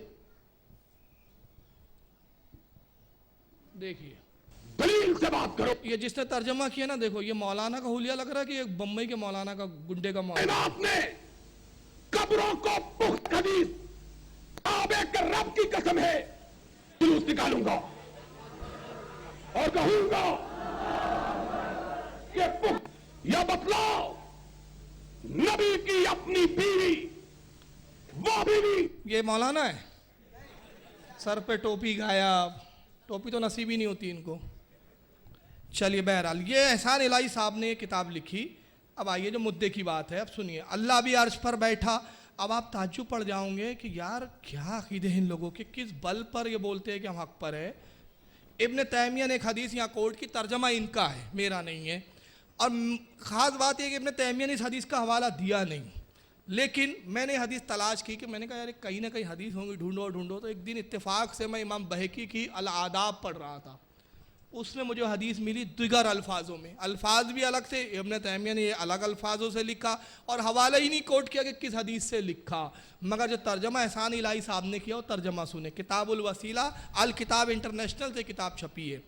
हाँ शकील भाई दिखाएं, देखिए सफ़ा नंबर 146 क्या लिखते हैं ज़रा, तर्जुमा हदीस लिख रहा है। अभी हदीस का हवाला वाला सब गायब है कि हदीस है भी नहीं, अल्लाह जाने। कहता है जब रहमान ने रहम को पैदा किया तो वो रहमान की कमर से लटक गई। अस्तगफिरुल्लाह माज़अल्लाह। समझ रहे आप? अब बिल फर्ज मान लो अगर वहाँ लफ्ज़ आया भी है तो अल्लाह के लिए मुतशाबे लफ्ज़ है, होना क्या चाहिए था, वहाँ तावील इख्तियार की जाती और उसका तर्जुमा यूँ भी किया जा सकता था कि जब रहमान ने रहम को पैदा किया तो अपने कुर्बे खास में लिया। बेशक। मगर ये तौफीक नहीं है अदब की। तो आप यहाँ पर देखें कि ये भी इनका मिजाज है कि साहब अल्लाह की कमर तक है। तो अब जाहिर है अल्लाह अगर बड़ा है तो कमर फिर अर्श के बाहर लटकेंगी कि नहीं लटकेंगी, कमर से ही बैठेगा ना। तो अर्श के बाहर जो हिस्सा है वो खुदाई में दाखिल है या नहीं, और अगर छोटा है तो खुदा महदूद हुआ कि नहीं हुआ। अब आइए 9वां सवाल सुने, और 9वां सवाल ये है कि तुम कहते हो सुम्मस्तवा अलल अर्श, अल्लाह अर्श पर बैठा, अर्श बनाया फिर बैठा, तो अब उतर सकता है कि नहीं उतर सकता? तो कहेंगे उतर सकता है। इब्न तैमिया ने तो लिखा भी है उतर सकता है। तो मैं कहूँगा अगर उतर सकता है और उतरता है तो उसकी ज़ात में तगय्युर आया कि नहीं आया, तब्दीली आई कि नहीं आई। और खुदावंद कुद्दूस की ज़ात में तब्दीली और तगय्युरात और उसके तब्दील मानना, उसकी ज़ात में तगय्युरात का तस्लीम करना, यह खुद उलमा फरमाते कुफ्र और शिरक है। और अगर आप कहेंगे नहीं बैठा है उतरता नहीं है, ना उतरता है ना उतर सकता है, तो मैं कहूँगा अगर उतर नहीं सकता तो फिर आजीज़ है, कमज़ोर है, ना गैर कवी है, और वो खुदा क्या जो कवी ना हो, आजीज़ हो, कमज़ोर हो। तो ये इतना बदतरीन अकीदा है ये अर्श वाला कि खुदा की कसम हाँ बोलो तो फंसता है, ना बोलो तो फंसता है। अर्श पर अल्लाह नहीं बैठा है इसलिए कि अर्श मखलूक है और उसकी कायनात में अर्श एक हिस्सा है। कायनात में आसमान भी है, जन्नत भी है, दोज़ख भी है, ज़मीन भी है, बहुत सारी चीज़ें, सैयारे, ये पूरा यूनिवर्स उसकी कायनात है। उसमें एक अर्श भी एक चीज़ उसकी मखलूक है। अर्श पर बैठना उसकी शान नहीं, मखलूक का सहारा लेना उसकी शान नहीं। वो रब्बे कायनात बेनियाज है मखलूक का सहारा लेने से। वो खुद फरमाता है अल्लाह उस समद, वो बेनियाज है। तो अर्श पर कौन बैठता है? अर्श पर बैठना किसकी शान है? कौन अर्श पर बैठ सकता है? किसको ज़ेबा है कि अर्श पर बैठे? तो आला हज़रत कहते वही लामका के मकी हुए, सरे अर्श तख्त नशी हुए, वो नबी है जिनके ये है मका, वो खुदा है जिसका मकान है। नारे तकबीर, नारे रिसालत, तहफ़्फ़ुज़ ईमान व अक़ाइद कॉन्फ्रेंस, उलमाए अहले सुन्नत के आला हज़रत। सुभान अल्लाह। अब समझ में आया मसला क्या हालत क्यों बोलते हैं? जितनी गुफ्तगू को इतने देर में बोला, आला तो एक शेर में बोल देते हैं। वही लामका के मकी हुए, सरे अर्श तख्त नशी हुए, वो नबी है जिनके ये है मका, वो खुदा है जिसका मका नहीं। अब जब सवाल करो तो ये बहकी बहकी बातें करने लगते हैं, फिर पूछो कुछ मत, इनकी सिर्फ सुनो। तो हाँ बहुत इखलाक वाले सुन्नी बड़े अच्छे हैं। जो सुन्नी सुनता है ना, हाँ ये बहुत अच्छे है, और जो सुन्नी ने बोला मौलाना ये कैसा, झगड़ालू सुन्नी है। तो अब जैसे हमने सवाल पूछे तो ये आ गए अपने ऊँचे पने पे। अब आइए तालिबुर रहमान का ये ऊँचा पना सुन लीजिए, सुनिए। आपने कहा कि देखो जब अल्लाह ताला अर्श जो है वो अर्श पर जब अर्श नहीं था फिर अल्लाह कहाँ था, तो ये सवाल तो एक पागल ने पहले ही कर दिया था। उन्होंने कहा कि अच्छा अल्लाह जब आसमान नहीं थे तो अर्श कहाँ था, तो उसका जवाब उन्होंने ये दिया कि कान अर्श हो अलमा, जब आसमान नहीं था तो अल्लाह ताला का अर्श पानी पर था। अच्छा जब पानी नहीं था तो फिर वो अर्श कहाँ पर था, कहा वो मेरे बाप पर था। अच्छा तुम्हारा बाप किस पर था, कहा तेरी मां पर था। देख रहे हैं ऊंची जबान, बदनाम ये सुन्नी उलमा को करते हैं कि सुन्नी उलमा बड़े फैश को होते हैं, बड़ी बदतमीजी से बात करते हैं। किसी ने सवाल पूछा है तालिबुर रहमान से कि तुम कहते हो अल्लाह अर्श पर है, बताओ जब अर्श नहीं था तो अल्लाह कहाँ था। तो तालिबुर रहमान कहता है उसका जवाब दिया हमने कि अर्श उसके पानी, अर्श जो है उसके पानी पर था। कहा अच्छा जब पानी नहीं था तो फिर अर्श कहाँ था, तो कहा वो तेरी माँ पर था, तेरे बाप पर था। और बोले बाप किस पे था, तो बोले तेरी माँ पे था। कितने फैश को है ये लोग, यानी संजीदा गुफ्तगू इनको नसीब नहीं होती। और क्यों नहीं होती, अल्लाह के नबी ने बताया था ये फितनों के कायद होंगे। और इनके मानने वालों की कम से कम जिसकी 300 भी तादाद है, 300 भी उसके अगर मानने वाले हैं तो उसके बारे में रसूलुल्लाह ने बता दिया।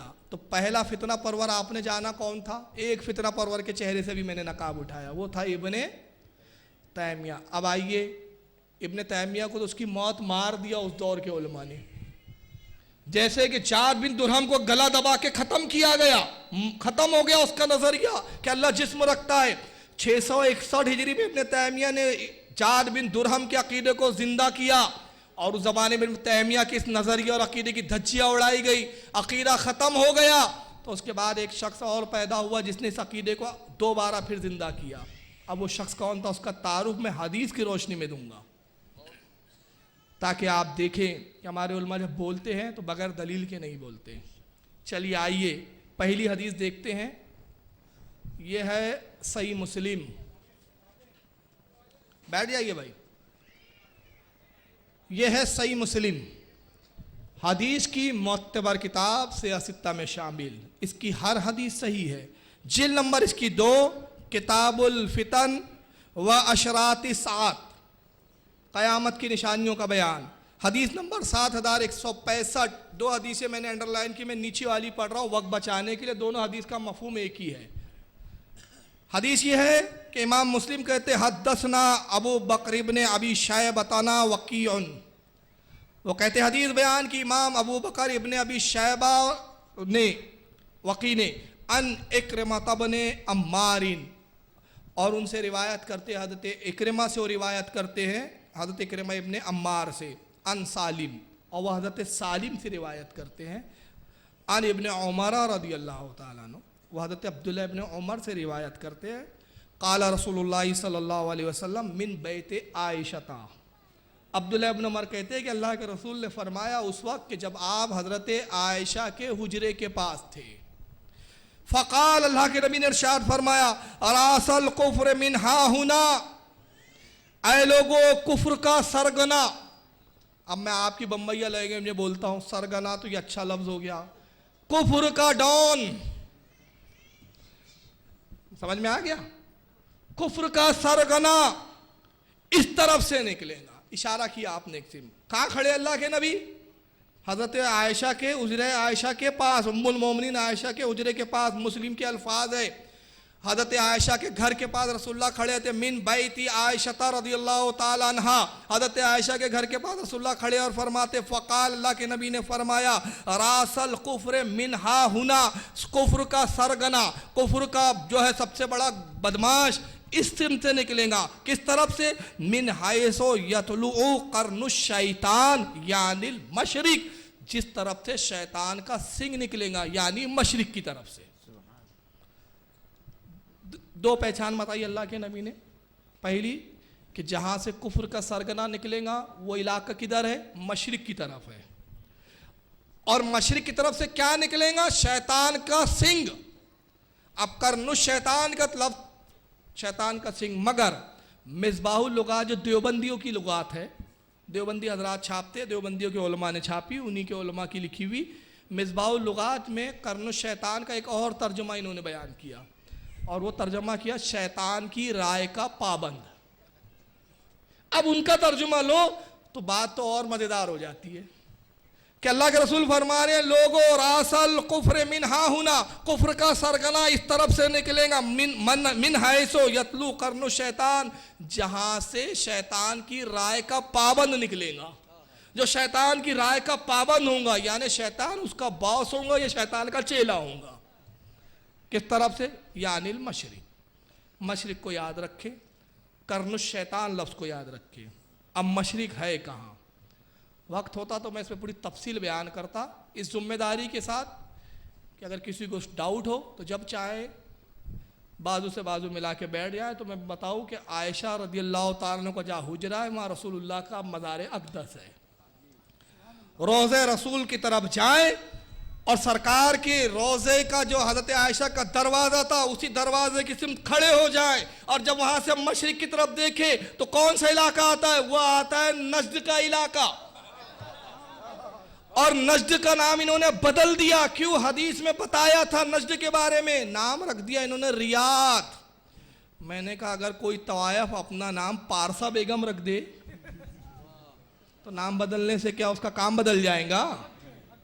अगर कोई काली कलौटी औरत बोले मैं नूर जहां हूं, आय हाय जहां की नूर तेरा, माज़अल्लाह अगर मेरी वालदा का भी नाम नूर जहां, पहले मैं बता दूं, मैं मिसाल दे रहा हूं, मेरी वालदा का नाम अल्हम्दुलिल्लाह नूर जहां ही है, मगर वो गोरी है भाई, हाँ प्योर पठान है।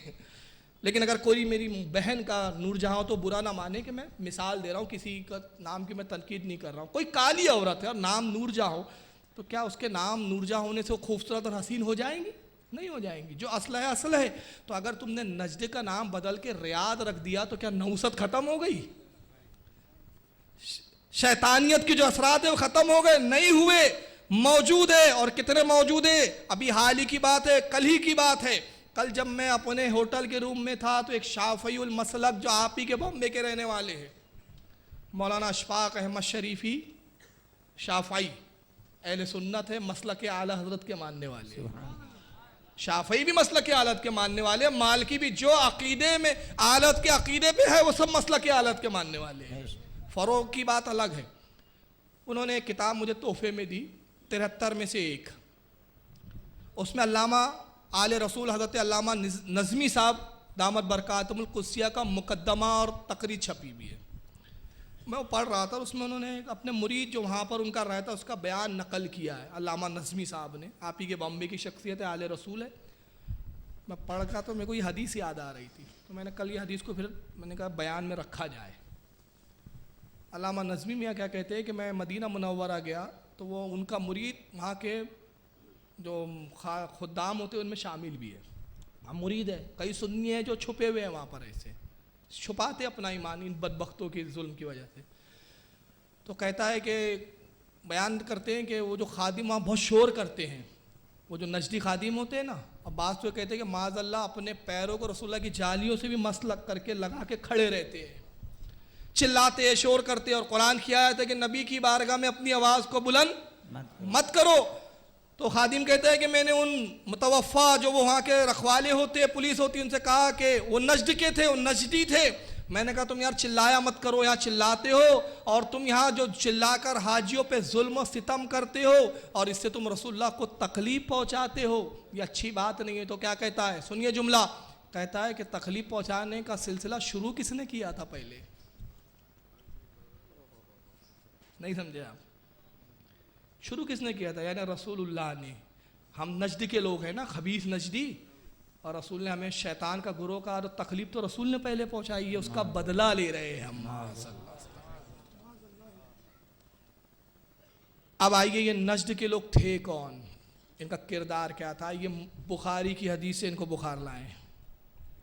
ये बुखारी है। अभी आपने सुना मशरिक की तरफ नजद है और सरकार ने फरमाया वहाँ शैतान का गुरोह निकलेगा। बुखारी शरीफ जिल्द नंबर 2 सफ़ा 1051 किताबुल फितन, इमाम बुखारी रदियल्लाहु ताला अन्हु हदीस बयान करते हैं। कहते हैं हद्दसना अली इब्न अब्दुल्लाह, हदीस बयान की कहते हैं अली इब्न अब्दुल्लाह ने, काला हद्दसना अज़हर इब्न सादिन, कहते हैं कि अजहर इब्न साद ने उनसे हदीस बयान की यानी इब्न औनिन, और उन्होंने रिवायत की हज़रत इब्न औन से अन नाफ़िन, और उन्होंने हज़रत नाफ़े से रिवायत किया अन इब्न उमर रज़ियल्लाहु ताला अन्हुमा, और उन्होंने हज़रत अब्दुल्ला इब्न उमर से रिवायत किया। क़ाल, अब्दुल्ला इब्न उमर कहते ज़करन नबी सल्लल्लाहु अलैहि वसल्लम क़ाला अल्लाहुम्मा बारिक लना फ़ी शामिना अल्लाहुम्मा बारिक लना फ़ी यमनिना।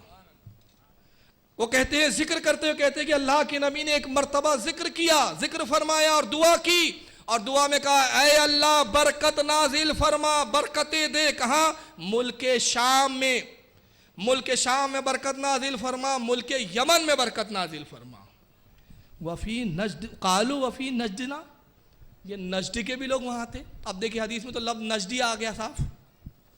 वफ़ी नजदना कालू वफ़ी नजना, उन्होंने कहा नजद के लोगों ने अल्लाह के नबी नजद के लिए भी दुआ कीजिए।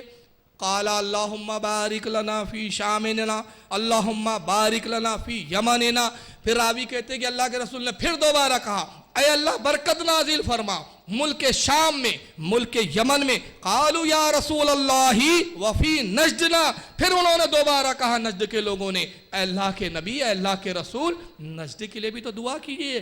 फ़ाअज़न्नहु क़ाला फ़ी सलासिता, सलासित कहते हैं, रावी कहते हैं हज़रत अब्दुल्ला इब्न उमर के मैं गुमान करता हूँ, मेरा ख्याल है कि शायद जब तीसरी बार उन्होंने कहा वफ़ी नजना अल्लाह के नबी नजद के लिए, तो तीसरी बार कहने के बाद अल्लाह के नबी ने फरमाया हुनाका ज़लाज़िलो वल फ़ितानो बिहा यतलू करनुश शैतान, वो ज़लज़लों की जगह है, वहाँ ज़लज़ले पैदा होंगे। वल फ़ितानो, वहाँ फितने पैदा होंगे, वो फितनों की जगह है, फितने होंगे वहाँ। वबिहा यतलू करनुश शैतान, और वहाँ से शैतान का गुरोह निकलेगा।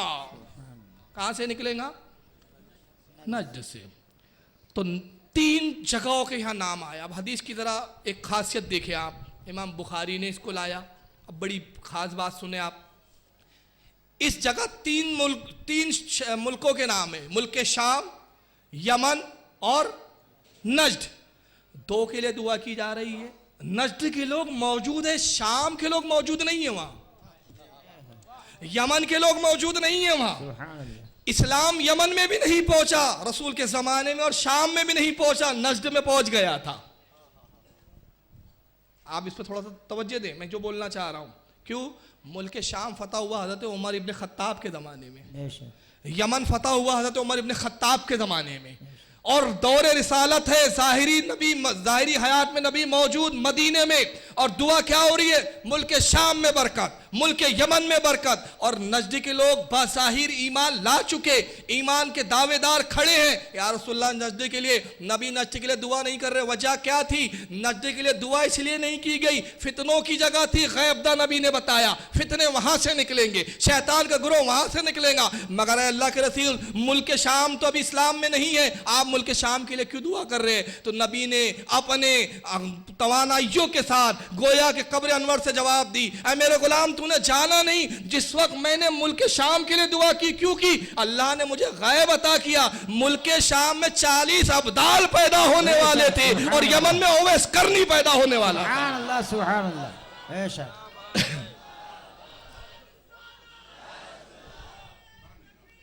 तो जिस जगह अब्दाल होते हैं वो जगह बरकतों की जगह होती है। जिस जगह ओवैस करनी जैसा वली कामिल हो वो जगह बरकतों की जगह होती है, और जहां से नजद के अय्याश निकले वो जगह फितनों की जगह होती है। और तुमने किया क्या? राजधानी उसको ही बना डाला।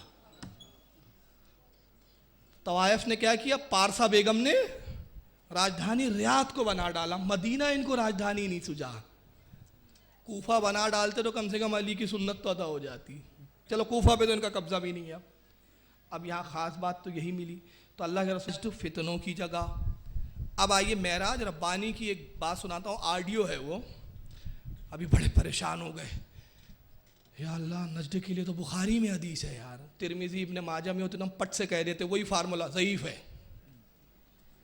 मगर बुखारी को ज़ईफ़ बोलेंगे तो रफ़दैन भी ज़ईफ़, सूरह फातिहा इमाम के पीछे पढ़ना भी ज़ईफ़। बहुत सारे मसले अपनी तो पूरी नैया डूब जाएंगी गैर मुक़ल्लिदियत की।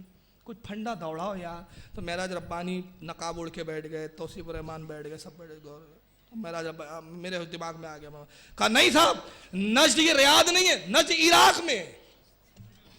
तकरीर है पूरी भाई, सुनाने का वक्त नहीं है, मैं छोड़ रहा हूं। जब वीडियो आएंगी, सीडी आएंगी, मैं खुद मिक्स कर दूंगा इसमें आवाज़ें। कहा नज्द इराक है। कहा क्यों? वहाँ इमाम हुसैन को शहीद किया गया फितने की जगह, हज़रत अली को शहीद किया गया इराक में फितने की जगह, हज़रत क्या कहते हैं इमाम अबू हनीफा के साथ कितना बुरा सलूक हुआ, मुख्तार सख्फी जैसा नब्वत का झूठा दावेदार वहाँ से निकला फितने की जगह। इराक है, वो इराक में शहर है। जवाब सुन ले, 4 जवाब, बल्कि 5 जवाब, बल्कि एक और बढ़ा लो 6 जवाब। पहला जवाब, नक्शे में मुझे दिखा दो कि इराक में नज्द है कहाँ। बेशक बेशक, नक्शे में दिखा दो, पुराने नक्शे भी मिलते हैं, तो पुरानी किसी नक्शे की किताब से दिखा दो कि इराक में नज्द है कहाँ। और वो अचानक रुए ज़मीन से गायब कब हुआ, कब गायब हुआ वो, एक चीज़। और इमाम हुसैन की शहादत इराक के शहर नज्द में नहीं हुई, कूफा में हुई। हज़रत अली की शहादत, और कूफा का नाम अली के ज़माने में भी कूफा था और आज भी कूफा है। बेशक।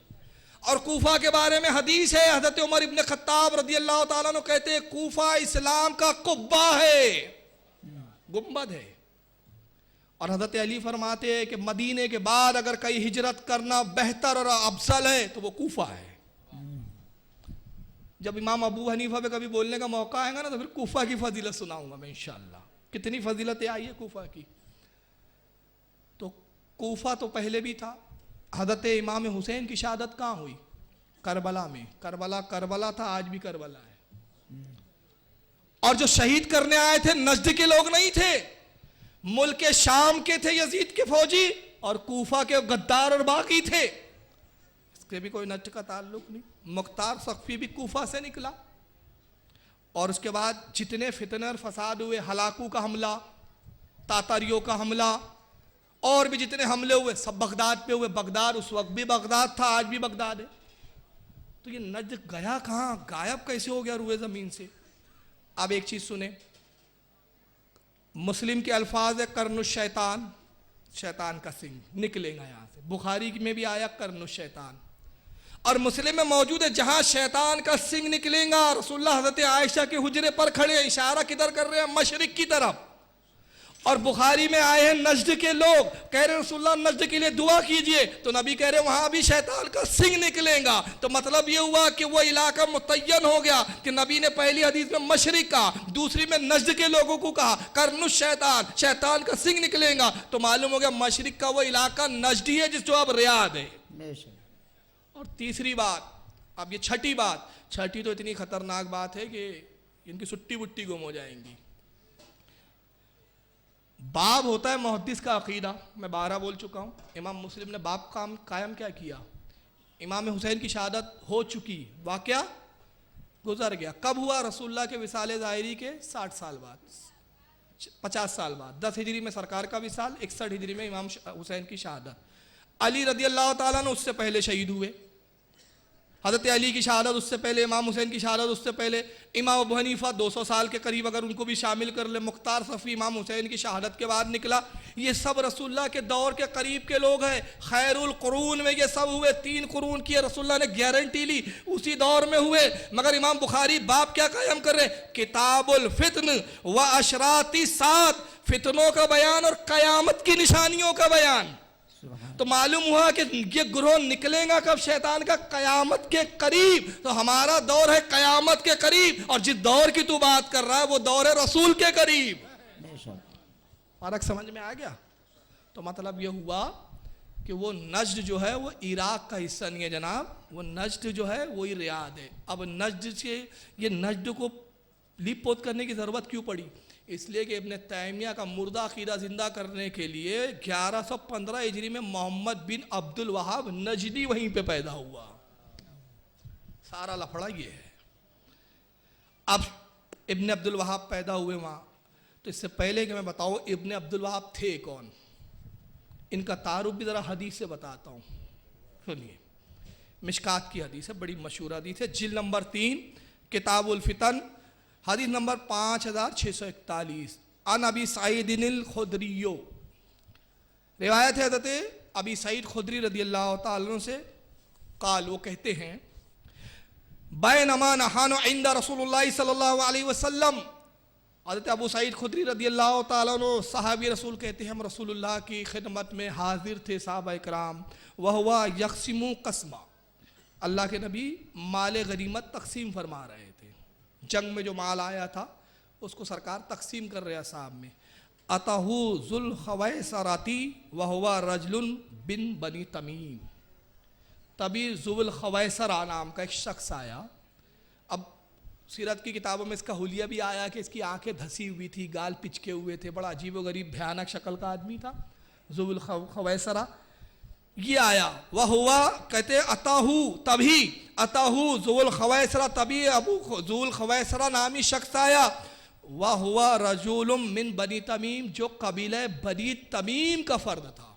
किस कबीले से था ये? बनी तमीम से। अब इसको याद रखे, जुल खवैसरा किस कबीले से है?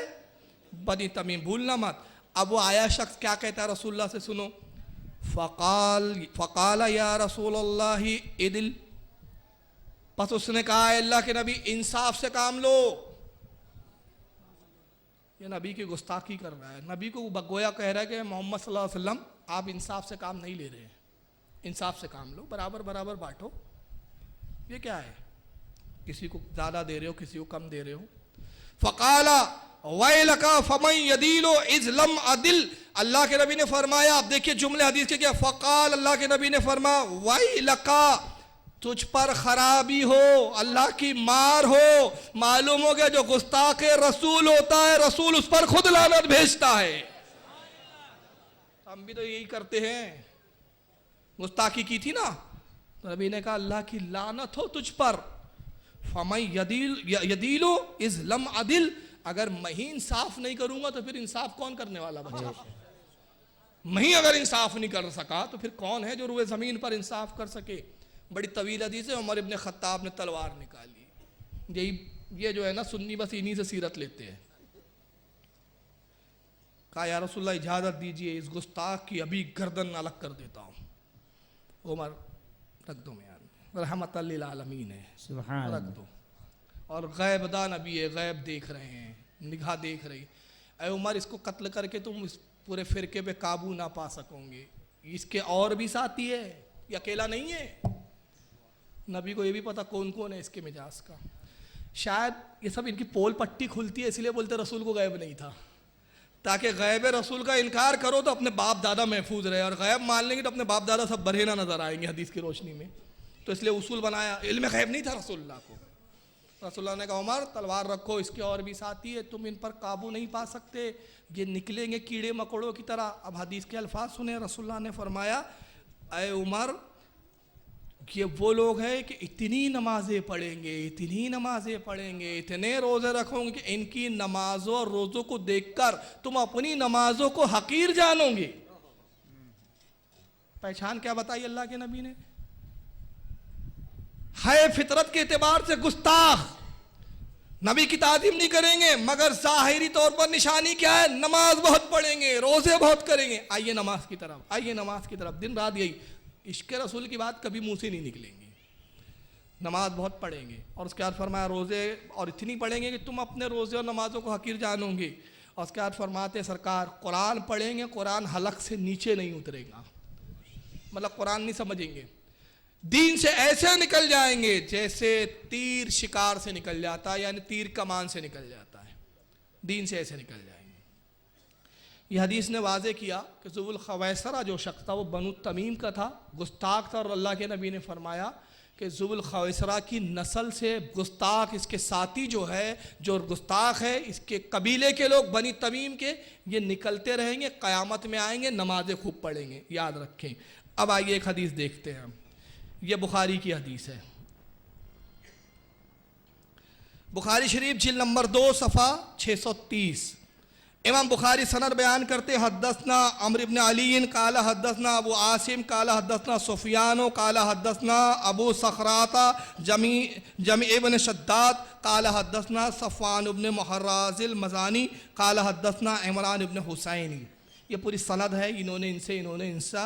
आखिरी में सहाबी रसूल हज़रत हुसैन रज़ियल्लाहु ताला अन्हु से वो रिवायत करते हैं। इमाम बुखारी कहते हैं उन्होंने कहा जाअत बनु तमीमी इला रसूलुल्लाह सल्लल्लाहु अलैहि वसल्लम। वो कहते हैं अल्लाह के नबी सल्लल्लाहु अलैहि वसल्लम की तरफ कबीले बनु तमीम के लोग आए। कौन लोग आए? कबीले बनु तमीम के लोग आए, सरकार की तरफ आए।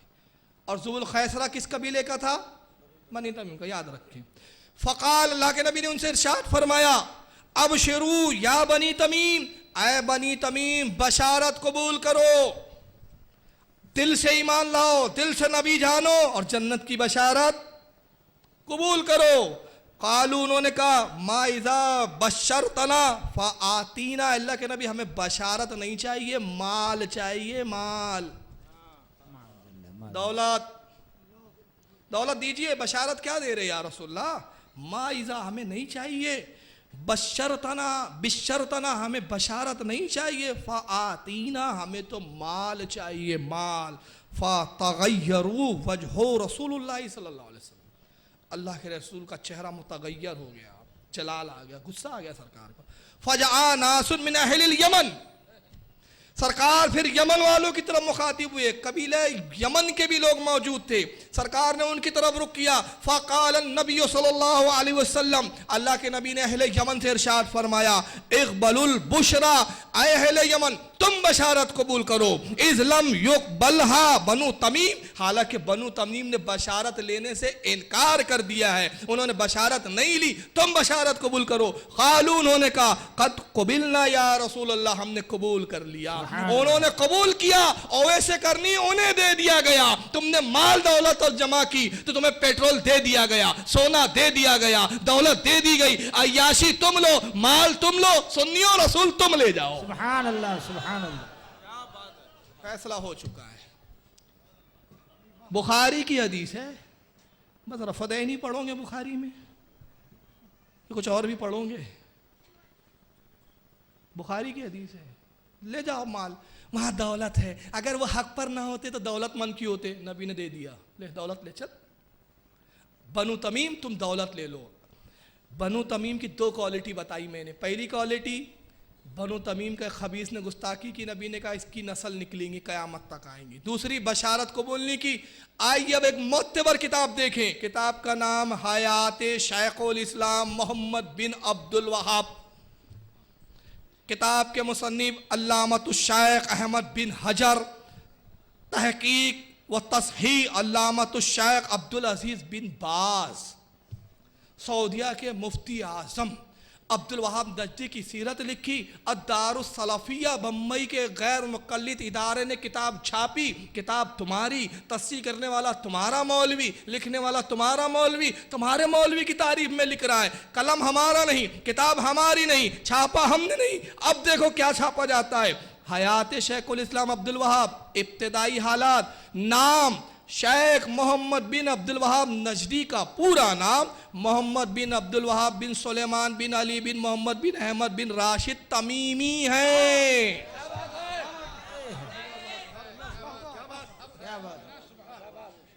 तुम्हारी किताब कौन है? तमीमी, बशारत कबूल नहीं की, दौलत ले लो, सुन्नियों रसूल तुम लो, ओवैस करनी तुम लो, शाम वालों 40 अब्दाल तुम लो। सुभान अल्लाह। तुम्हारी किताब कौन है? अब्दुल वहाब तमीमी कबीले का है। पट्टे का नसब भी कहां से निकला? अब क्या हुआ, इन्होंने किताब लिखी अब्दुल वहाब ने, बड़ी लंबी तारीख है, हैमफ्रे के इतराफात पढ़िए आप, उर्दू इंग्लिश हर जबान में किताब आ चुकी है, पढ़ो यार। सुन्नियों कुछ पढ़ने की भी आदत डालो यार, कब तक सुनने की आदत बनाए रखोगे? पढ़ो। मैं आलिम नहीं हूं भाई, बारहा कहा है मैंने, कसम खुदा कि मैं आलिम नहीं हूँ। मैं इसलिए नहीं कह रहा हूँ कि लोग फिर भी शुबा करते यार इतनी बड़ी बड़ी तकरीर करते हो, क्यों बोलते हो झूठ, तुम आलिम नहीं। अरे मैं वाकई आलिम नहीं हूँ भाई, खुदा की कसम आलिम नहीं हूँ। आलिमों का खादिम हूँ मैं, आलिमों का खादिम हूँ मैं, ये उनकी जूतियों का सदका है। ये बुजुर्गों का फैज़ है, ये आला हजरत का फैज़ है अल्हम्दुलिल्लाह, सुभान ये हमारे उलमा का फैज़ है। पढ़ो। मैं क्यों आता हूँ स्टेजों पर? सिर्फ ये जहन देने के लिए कि अगर सुन्नियों में नौजवानों पढ़ने की आदत आ जाए, कसम खुदा की उलमा तो बाद में हम जैसे ही इनके लिए काफी है। पढ़ो तो सिर्फ तुम, इल्म तुम्हारे लिए है मेरे दोस्तों। अल्लाह के रसूल ने फरमाया, क्या फरमाया? सरकार ने फरमाया, देखो हदीस सुनो, गौर से सुनो, बड़ी मशहूर है। तालाबुल इल्म फरीज़तुन अला कुल्ल मुस्लिम व मुस्लिमा। इल्म दीन का हासिल करना किस पर फर्ज है? मुसलमान मर्द और औरत पर। तो जो मुसलमान नहीं है वो हासिल कर रहे हैं और तुम मुसलमान हो और हासिल नहीं कर रहे हो। मुसलमान तो तुम हो। हम कहते हैं आला हज़रत ने 1300 किताबें लिखी, किसके लिए लिखी? वहाबियों के लिए? नहीं, बिल्कुल नहीं लिखी, माफ करना, मैं जिम्मेदारी से कह रहा हूं, आपके लिए लिखी है वो। आप पढ़ के अपना अकीदा सवार है। आला हज़रत की किताबें पढ़ना इन पर वाजिब नहीं है, इन पर तौबा फर्ज है। किताब पढ़ना फर्ज नहीं है इन पर, तौबा फर्ज है इन पर, आप पर पढ़ना फर्ज है। पढ़ो। और मैं नौजवान से कहूँगा, एक जहन देना चाहता हूँ 2 चीज़ों का, फिर पता नहीं बाद में या पुलिस अलमदद का नारा लग जाए और बोले ख़त्म करो, तो अब बोल देता हूँ मौका ना मिले। 2 चीज़ें छोड़ दो खुदा के वास्ते, हाथ जोड़ता हूँ आपके सामने, आपका भाई हूँ भाई, हाथ जोड़ता हूँ। पहली चीज़, जहालत छोड़ दो। ये जो पैसा तुम फजूल उड़ाते हो ना, हर मोहल्ले में एक लाइब्रेरी कायम करो। एक लाइब्रेरी, किताबें लाओ, पढ़ने की आदत दिलाओ। और दूसरा, ये जो डीजे बजा रहे हो ना तुम, डीजे सुन्नियत के नाम पर, और सोच रहे हो सुन्नियत को फरोग मिल रहा है, कसम खुदा की तुम्हारे डीजे से लोग वहाबी हो रहे हैं। ये तुम्हारे डीजों की वजह से लोग वहाबी हो रहे हैं। हमारा अकीदा इतना साफ खुला, हर अकीदे की ताहीद में हमारे आइम्मा हैं, उलमा हैं, अहादीस है, कुरान है। हर अकीदे की ताहीद में हमारे पास यहाँ से वहाँ तक 14 साल तक सब आलिम हमारे, उलमा हमारे। अंग्रेज़ों से पहले कोई गैर मुकल्लिद नहीं था। चैलेंज करता हूँ, बता दे अंग्रेज़ों से पहले कौन सा गैर मुकल्लिद आलिम हिंदुस्तान में था? दौरे अंग्रेज से पहले 1857 से पहले बताओ कौन सा गैर मुकल्लिद मदरसा था? कोई मदरसा नहीं था। सब अहले सुन्नत हनफी थे, सब सुन्नी थे। ये तो बाद में आए, मगर ये बड़े क्यों? सिर्फ तुम्हारी जहालत से। तुमने ढोल बजाया, उन्होंने कहा देखो यार सुन्नी ढोल बजाते, इल्म हासिल नहीं करते। ये लोग तो काला रसूलुल्लाह, काला रसूलुल्लाह, काला अल्लाह ताला, काला रसूलुल्लाह, चले गए। तो अगर तुम्हारे इन ढोलों के संदल से, तुम्हारे इन डीजे से अगर एक बदअकीदा भी बज़्ज़न हो के, एक सुन्नी भी बदअकीदा नहीं, एक सुन्नी भी बज़्ज़न होकर अगर इनकी जमात में जाता है, तो इसके जवाब दे तुम हो। और जिस बुजुर्ग की खुशनुदी के लिए, जिस बुजुर्ग को राजी करने के लिए तुम ये संदल निकाल रहे हो, ये तुम डीजे बजा रहे हो, कसम खुदा की कयामत के दिन वो बुजुर्ग तुम्हारा दामन पकड़ेगा और कहेगा क्या मैं इसलिए आया था कि तुम मेरे उर्स के नाम पर डीजे बजाए, ढोल बजाए और लोगों को सुन्नियत से छोड़कर वहाबियत की तरफ भेज दे? इसका जवाब दे, तूने क्या किया था मेरे नाम पर? जवाब नहीं होगा आपके पास। अगर सुन्नियत डीजे और ढोल का नाम होती, हर मौलवी के गले में एक ढोल होता। हमारे उलमा इसीलिए नहीं बजाते। हर मौलवी के मदरसे से एक ढोल निकलता, एक संदल निकलता, नहीं निकालते हम। क्यों नहीं? इसलिए कि हमारा ये मजहब नहीं है, हमारा तरीका नहीं है, हमारी तालीम नहीं है बुजुर्गों की। इसलिए अपनी जहालत को छोड़ो। तो बहरहाल अल्लाह ताला से दुआ है कि आप के दिलों में मेरी नसीहत को डाल दे और उस पर अमल करने की तौफीक अता फरमाए। चलिए माशाल्लाह। नहीं, दूसरी चीज़ है वो। तो अब आइए, मैं कहता अब्दुल वहाब नजदी किस कबीले के थे? बनु तमीम। याद रख लो, शाख कहाँ से चली आ रही है, असल कहाँ से है, और दरख्त अपने फल से पहचाना जाता है। अब्दुल वहाब इतना खबीस था तो जुबुल खवैसरा कितना बड़ा खबीस होगा। अब्दुल वहाब ने किताब लिखी, फितने की बुनियाद रखी गई। किताब का नाम है किताबुत तौहीद। इबारतें अब गायब कर दी गई है। इबारतें निकालना तो दाएं हाथ का काम है इनका। पुराने एडिशन मौजूद है जो उलमा के पास, और जो पहले के उलमा ने रद्द किए उनके हवाले दिए। अब्दुल वहाब नजदी ने लिखा, इब्ने तैमिया के नजरिए को जिंदा किया और शिद्दत के साथ। इब्ने तैमिया ने तो सिर्फ इतना कहा था कि रोज़े रसूल की ज़ियारत ना की जाए बल्कि नियत मस्जिद की ज़ियारत की हो। अब्दुल वहाब ने इजाफा किया, कहा रोज़े रसूल की ज़ियारत करना जायज़ नहीं बल्कि नबी के रोज़े को देखना ऐसा जैसे किसी बड़े बुत को देखना। बुत को देखना और नबी के रोज़े को देखना कोई फ़र्क नहीं है। उसने वो सारी आयतें जो बुतों और कुफार के बारे में आई थी वो औलिया पर फिट की उसने। वक्त नहीं है कि मैं तफसीलात में जाऊं। उसका रद्द उसी के भाई ने किया सबसे पहले। उसी के वालिद अब्दुल वहाब ने किया। नतीजा ये हुआ कि उसी के शहर दरैया के औलमा ने उसको वहाँ से निकाला, चल निकल दफा हो यहाँ से, शहर बाजार। ये भटकते भटकते आया, एक डाकू के हत्थे चढ़ गया। अब ये बड़ा बदनाम ख़ानदान था, एक डाकू ख़ानदान, अब्दुल अजीज़ मोहम्मद बिन आले सऊद, ये डाका जनी करते थे। इन्होंने इसको पकड़ लिया मुल्ला साहब को, अरे मौलवी दिख रहा है, कहा बेवकूफ़ हो, तलवार के धनी तुम, नेज़ाबाजी के धनी तुम, तीर अंदाजी तुम्हें आती है, लड़ना तुम्हें आता है, क्या कर रहे हो, ये छोटे मोटे डाकों में खुश हो, मेरे हाथ पर बैत करो, अपना इमाम तस्लीम करो, तदबीर मेरी होंगी, चाणक्य मुझे बनाओ, दिमाग मेरा होगा, ताकत तुम्हारी होंगी, और फिर सऊदिया पर तुम्हें हुकूमत ना दिला लूँ तो मेरा नाम बदल देना। उस वक्त तक उस मुल्क का नाम था हिजाज मुक़द्दस, हिजाज नाम था। उससे पहले पूरी तारीख देख जाइए, आपको सऊदी अरबिया नाम ही नहीं मिलेगा। ये डाकों का सपोर्ट लिया और इन्होंने फिर सऊदिया पे हमला किया। सबसे पहले कहां कब्जा किया? नजद पर ही,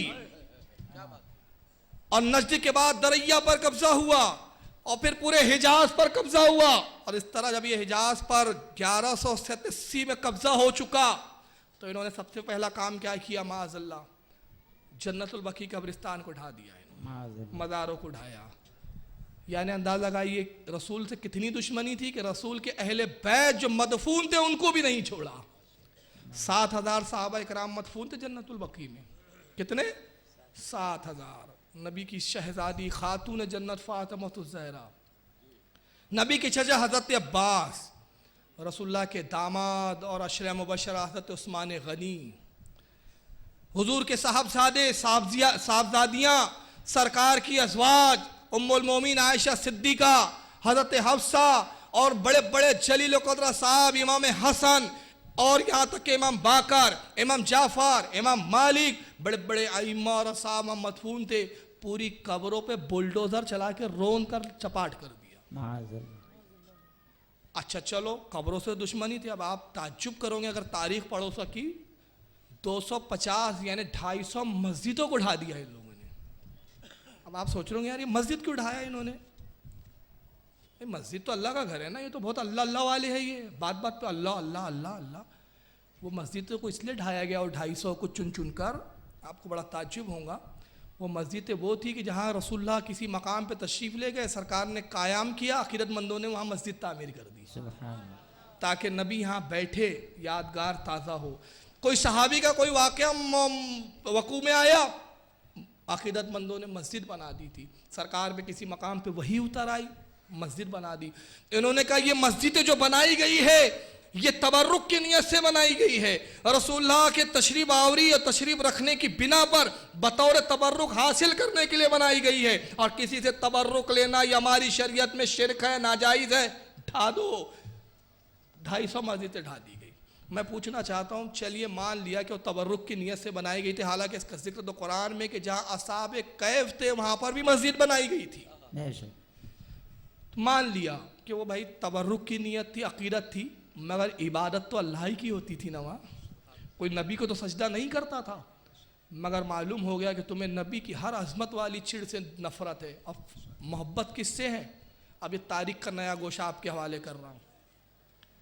सरकार सल्लल्लाहु अलैहि वसल्लम के पास आते हज़रत उमर, तफसीर खासिन उठा के देख ले, और भी दीगर तफासिर, या रसूलुल्लाह आप मुनाफिकों को मस्जिद से निकालते क्यों नहीं है? निकालो इन मुनाफिकों को, नहीं आने को ना हमारी मस्जिद में खबीस मुनाफिक।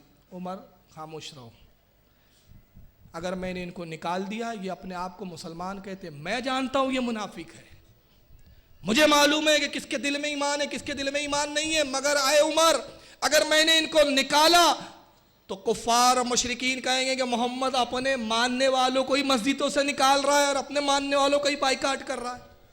इंतजार करो जब तक मेरा रब मुझे हुक्म ना दे। आयत करीमा नाजिल हुई सूरह तौबा, या अय्युहन नबी जहादिल फिल कुफ्फारा वल मुनाफिकुन वग़्लुज़ अलैहिम, ऐ नबी जंग फरमाइए, जिहाद कीजिए काफिरों से और मुनाफिकों से, वग़्लुज़ अलैहिम, और उन पर सख्ती कीजिए, ढील मत दीजिए मुनाफिकों को।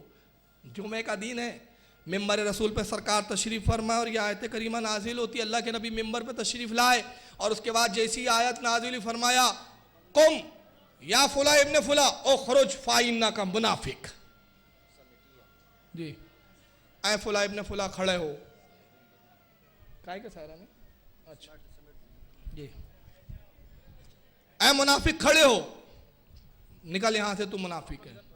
ऐ मुनाफिक फला फुला इब्ने फुला खड़े हो, तो मुनाफिक है, निकल। नाम ले लेकर एक एक को मस्जिद से निकाला।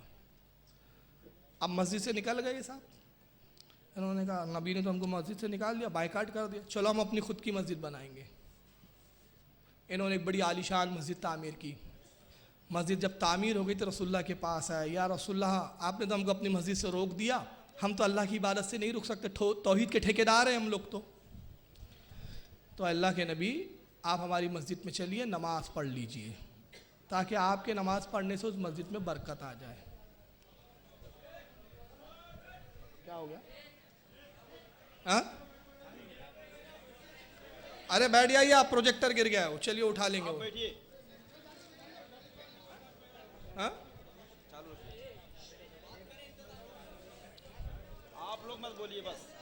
चलिए दुरूद शरीफ पढ़े। अल्लाहुम्मा सल्ली अला सय्यदना मौलाना मुहम्मदिन अदद मा फिल मिल्लाहि सलातम दाइमतम बिदवामिन मलिकिल्लाहि सल्लल्लाहु तआला।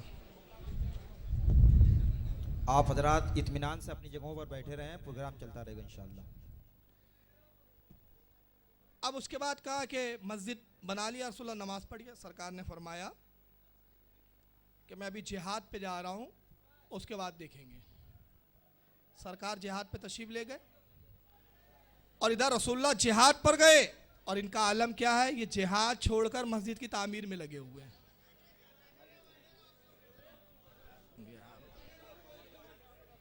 आप हजरात अफरा तफरी का माहौल ना बनाएं, अपनी जगह पे बैठें। कुछ पुलिस वाले आए बात कर रहे हैं, इंतजामिया वहां पर मौजूद है, इंतजामिया बात कर रही है, और कोई भी साहब पीछे जाने की कोशिश न करें।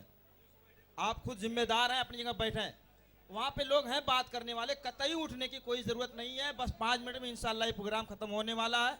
आखिर में एक हसीन मंजर कबूल इस्लाम का आपकी निगाहों के सामने होगा, फिर दुआ और सलातो सलाम।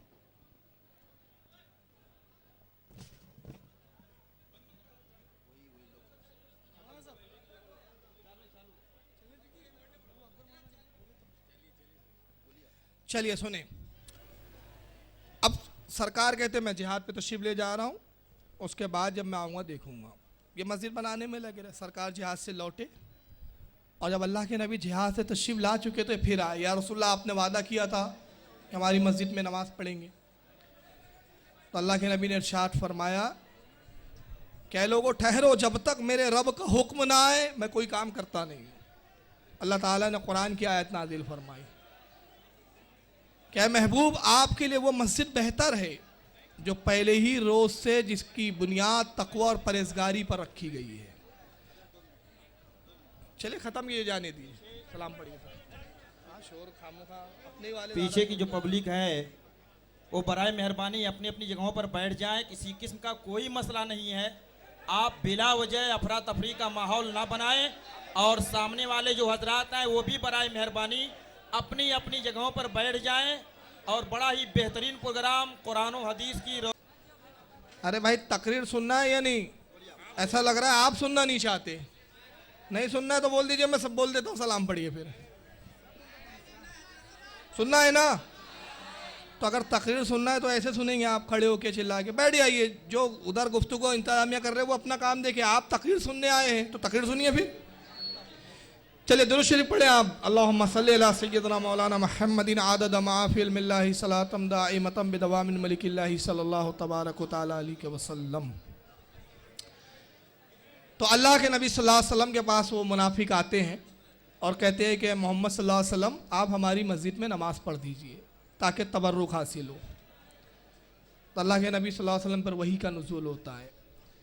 सूरह तौबा की आयतें हैं 10वें पारे में। अल्लाह फरमाता है महबूब उसी मस्जिद में आप क़याम कीजिए जिसकी बुनियाद पहले ही रोज़ से तक़वे पर रखी गई है। अब यहाँ उलमा मुफस्सिरीन कहते हैं या तो मस्जिद नबवी से मुराद है या मस्जिद क़ुबा मुराद है।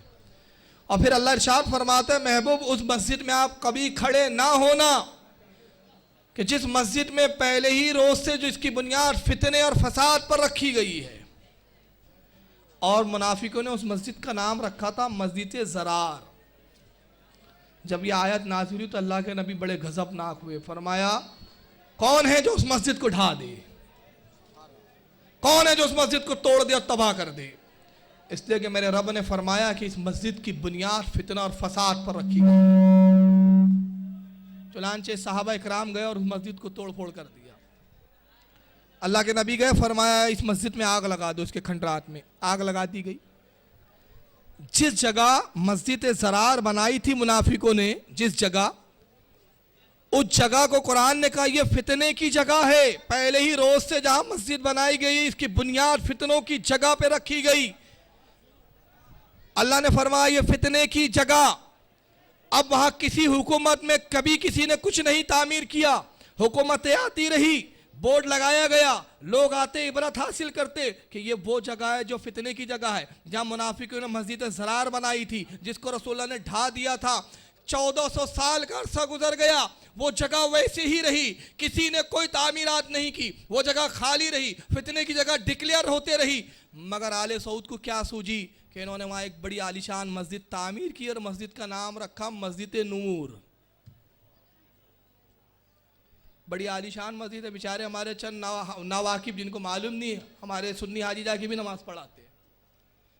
क्या समझ में आया मिजाज कि जो मुकद्दस मकाम है, जो मुकद्दस जगहें हैं, जन्नतुल बकी मुकद्दस है। अल्लाह के रसूल ने इरशाद फरमाया जन्नतुल बकी का नाम जन्नतुल बकी क्या है? जन्नतुल बकी के मायने क्या है? जन्नत के मायने जन्नत, और बकी इसलिए कहते हैं एक जो है दरख्त होता है मदीने में, गरकद। गरकद यानी वो जगह जहां गरकद के दरख्त हो उसको कहा जाता है बकी। खित्ते को कहते हैं यानी जन्नत का टुकड़ा, जन्नत का खित्ता, जन्नत का हिस्सा।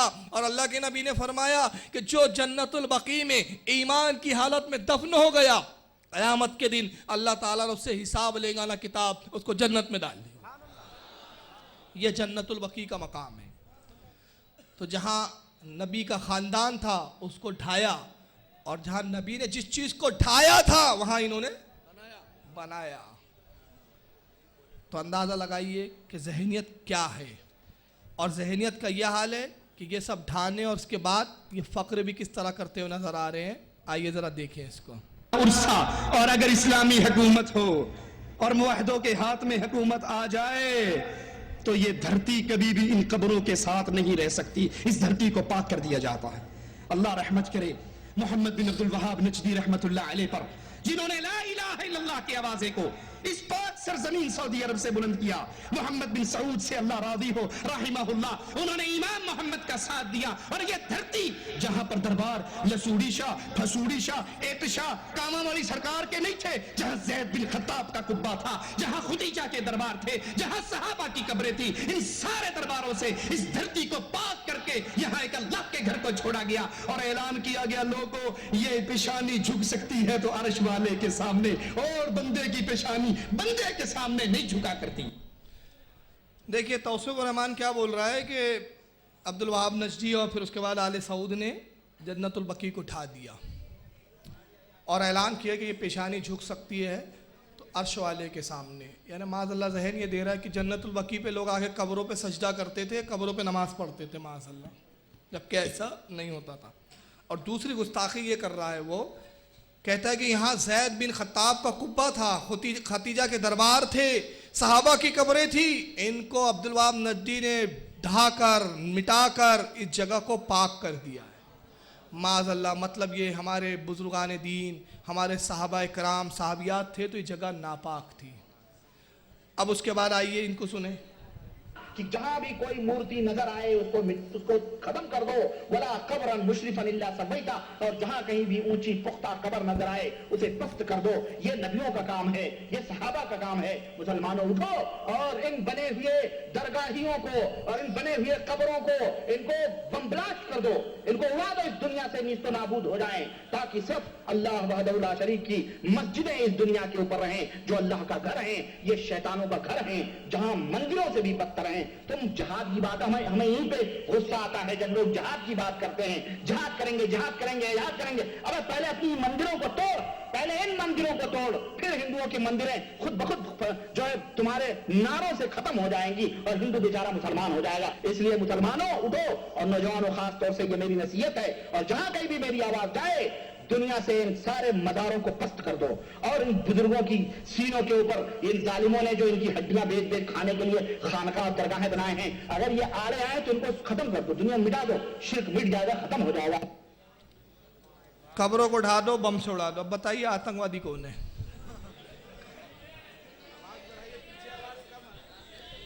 बस एक जुमला आपसे पूछा, मैं नहीं कह रहा हूं, सवाल है मेरा। कह रहा है कि बम से दरगाहों को उड़ा दो और जो इस दरगाहों के बचाने में आड़े आए उनको भी उड़ा दो। तो आतंकवादी की बात कौन कर रहा है? और जब सामने आने आते हम तो अमन पसंद है, मक्कार गिरगुट की तरह रंग बदलते हो। और दलील क्या दी है? रसूलुल्लाह ने हजरत अली से कहा, जाओ जो को कब्र पुख्ता नजर आए इसको ढा दो, जो बुत नजर आए इसको ढा दो। मेरा पहला सवाल, गैर मुकल्लिदों में हौसला हो तो जवाब दो। अगर अल्लाह के नबी ने कहा वो कब्र ढा दो, तो वो कौन से मुसलमानों की कब्र थे जो रसूल के ज़माने में गैर शरई बन गई थी? वो कौन सी कब्र थी भाई? मुसलमान कहां से शुरू होंगे? रसूल पर जो ईमान ला रहा है। अब जो रसूल के ऊपर ईमान लाया मुस्लिम सहाबी, इंतकाल हुआ नबी की मौजूदगी में, क्योंकि नबी हुक्म दे रहे हैं कि कब्र को ढाओ, अली जाओ कब्र को ढाओ। तो मज़ार वो कब्र अली के सामने, रसूल के सामने बनी। तो जब रसूल के सामने बनी तो खिलाफ शरा क्यों बनी? तो इसका मतलब वो सहाबा की कब्रें नहीं थी। वो किसकी कब्रें थी? वो मुशरिकान मक्का की कब्र थी। अल्लाह के नबी ने नहीं चाहा कि कोई शिर्क का निशान बाकी रहे, तो दो जुमले साथ में हदीस के फरमाया, कब्रों को भी ढा दो और बुतों को भी ढा दो, शिर्क को खत्म करो। और दूसरी बात मैं कहता हूं, चलो अब अली ने तो ढा दिया था, अब तुम कह रहे हो चलो वो सहाबा की कब्रें थी, मान लिए थोड़ी देर के लिए, मान लेते हैं थोड़ी देर के लिए। अली गए, सहाबा से कहा कब्र ढा दी सहाबा की। चलो जब ढा दी तो फिर अली के ढाने के बाद किस जमाने में दोबारा फिर बनी? वो कौन लोग थे जिन्होंने फिर दोबारा बनाया, जिसको ढाने के लिए अब्दुल वहाब नजदी को नजद से पैदा होना पड़ा? वो कौन सा जमाना था जब ये दोबारा कब्रें बनी? वो साबित करो। तो 1400 साल से किसी आलिम को नहीं समझ में आया, ये इनको समझ में आ गया। और एक खास बात मैं बताना चाह रहा हूं, क्या 1400 साल की तारीख में किसी ने ये फतवा दिया है किसी आलिम ने कि कब्रों को ढाया जाए? 1400 साल की तारीख में किसी आलिम का नाम बताओ। अब आइए, इससे पहले कि मैं एक सवाल करूं, पहले इन्हीं का सवाल करो। ये वहाबी ये सवाल बहुत दोहराते हैं, सुन लीजिए। अल्लाह रहमत फरमाए इमाम अब्दुल अजीज आले सऊद रहमतुल्लाह अलैह पर, जिसने यहां पर बने हुए दरबारों और दरगाहों को तोड़ा, बकी कब्रिस्तान में बनी हुई सहाबा की कब्रों पे बने हुए कुब्बों को गिराया। और जब इंडिया पाकिस्तान के मौलवियों ने दरखास्तें लिखी तो उन्होंने जवाब में सिर्फ ये कहा था, एक हदीस अल्लाह के नबी की ला कर दे दो, एक हदीस अल्लाह के नबी की। तुमने तुर्कियों ने मट्टी गारे की बनाई थी, इमाम अब्दुल अजीज आले सऊद रहमतुल्लाह अलैह ने कहा मैं सोने की। आले सऊद ने कहा कि एक हदीस ला के दिखाओ कि रसूलुल्लाह ने कहा कब्र को आप पुख्ता बनाओ। तुर्कियों ने मिट्टी और गाड़े की बनाई, खुद ही नहीं समझ रहा बोल क्या रहा है। तुर्कियों ने जो बनाई थी वो मिट्टी की थी। जब वो मिट्टी की थी तो फिर उसको ढाने की जरूरत क्या थी? जब वो पुख्ता ही नहीं थी, मिट्टी की थी, तो फिर ढाया क्यों गया? तो मतलब बुग़्ज़ में ढाया गया। और दूसरी चीज, तुम कहते हो कि एक हदीस लाओ जिसमें रसूल ने कहा हो कि कब्रों को जो है बनाया जाए, पुख्ता रखा जाए। मैं तुमसे पूछता हूं, दलील तुमने दी, हदीस तुमने कोट किया, हदीस तुम बयान करते हो कि रसूल ने अली को कहा जाओ कब्रों को ढा दो। मैंने 12 चैलेंज किया और यहां भी चैलेंज कर रहा हूं, गैर मुक़ल्लिद सुन रहे होंगे, अगर अपने बाप की हलाली औलाद हो तो साबित करो वो कौन सी कब्रें थी सहाबी की जिसको अली ने ढाया है? वो सहाबी का नाम बताओ। नारे तकबीर, नारे रिसालत, मसलके आला हजरत, नारे तकबीर, नारे रिसालत। वो कौन से सहाबी के है? वो कौन से असहाब है जिनकी कब्रों को अली ने ढाया? हुआ साहब के नाम बताओ। आज तक बताने के लिए तैयार नहीं। अरे जब सहाबा की कब्रें गैर शरई बन गई और अली ने ढा दिया, तो जब इतना अजीम वाक़या तारीख़ इस्लाम का, और तारीख़ इस्लाम में यही नाम नहीं मालूम कि कब्रें किन की गैर शरई बनी थी और अली ने किन के नाम किन किन बुजुर्गों की ढाई थी, तो इसका मतलब वो ढाई किसी और की गई थी। तुम झूठ बोल रहे हो। क्यों? कब्रों को बनाना, कब्रों को बरकरार रखना, ये सहाबा का तरीका था। आइए इसके लिए मैं बुखारी शरीफ पेश कर रहा हूँ। ये सही बुखारी जिल्द नंबर 1 और किताबुल जनाइज। अब इसका बाब सुनो ज़रा, बाब कितना प्यारा है। इमाम बुखारी बहुत बड़े बरेलवी है, बड़े कट्टर बरेलवी थे इमाम बुखारी। इमाम बुखारी बाप क्या कायम कर रहे हैं, मा जा फी कब्रिन नबी सल्लल्लाहु अलैहि वसल्लम व अबी बकरी व उमरा, यानी रसूलुल्लाह की कब्र की तरफ जाना, सरकार की कब्र की तरफ जाना, अबू बकर और उमर की कब्र पर जाना। मतलब ये हुआ कि इमाम बुखारी अकीदा दे रहे कब्र रसूल पर, कब्र उमर पर, कब्र अबू बकर पर जाना ये मुसलमानों का तरीका है, ये मुसलमानों का तरीका है। अब चलिए इंशाअल्लाह फिर कभी मौका मिला बहरहाल ये हदीस मुकम्मल कर लेता हूँ। हद्दसना मोहम्मद, हदीस बयान की इमाम बुखारी कहते हैं मोहम्मद ने काला अखबरना अब्दुल्ला ही, उन्हें खबर दी अब्दुल्ला ने। काला अखबरना अबू बकर बिन याशिन, कहते हैं हमें खबर दी अबू बकर बिन याश ने। अन सुफियान तमार, और उन्हें खबर दी सुफियान तमार खजूर बेचने वाले ने।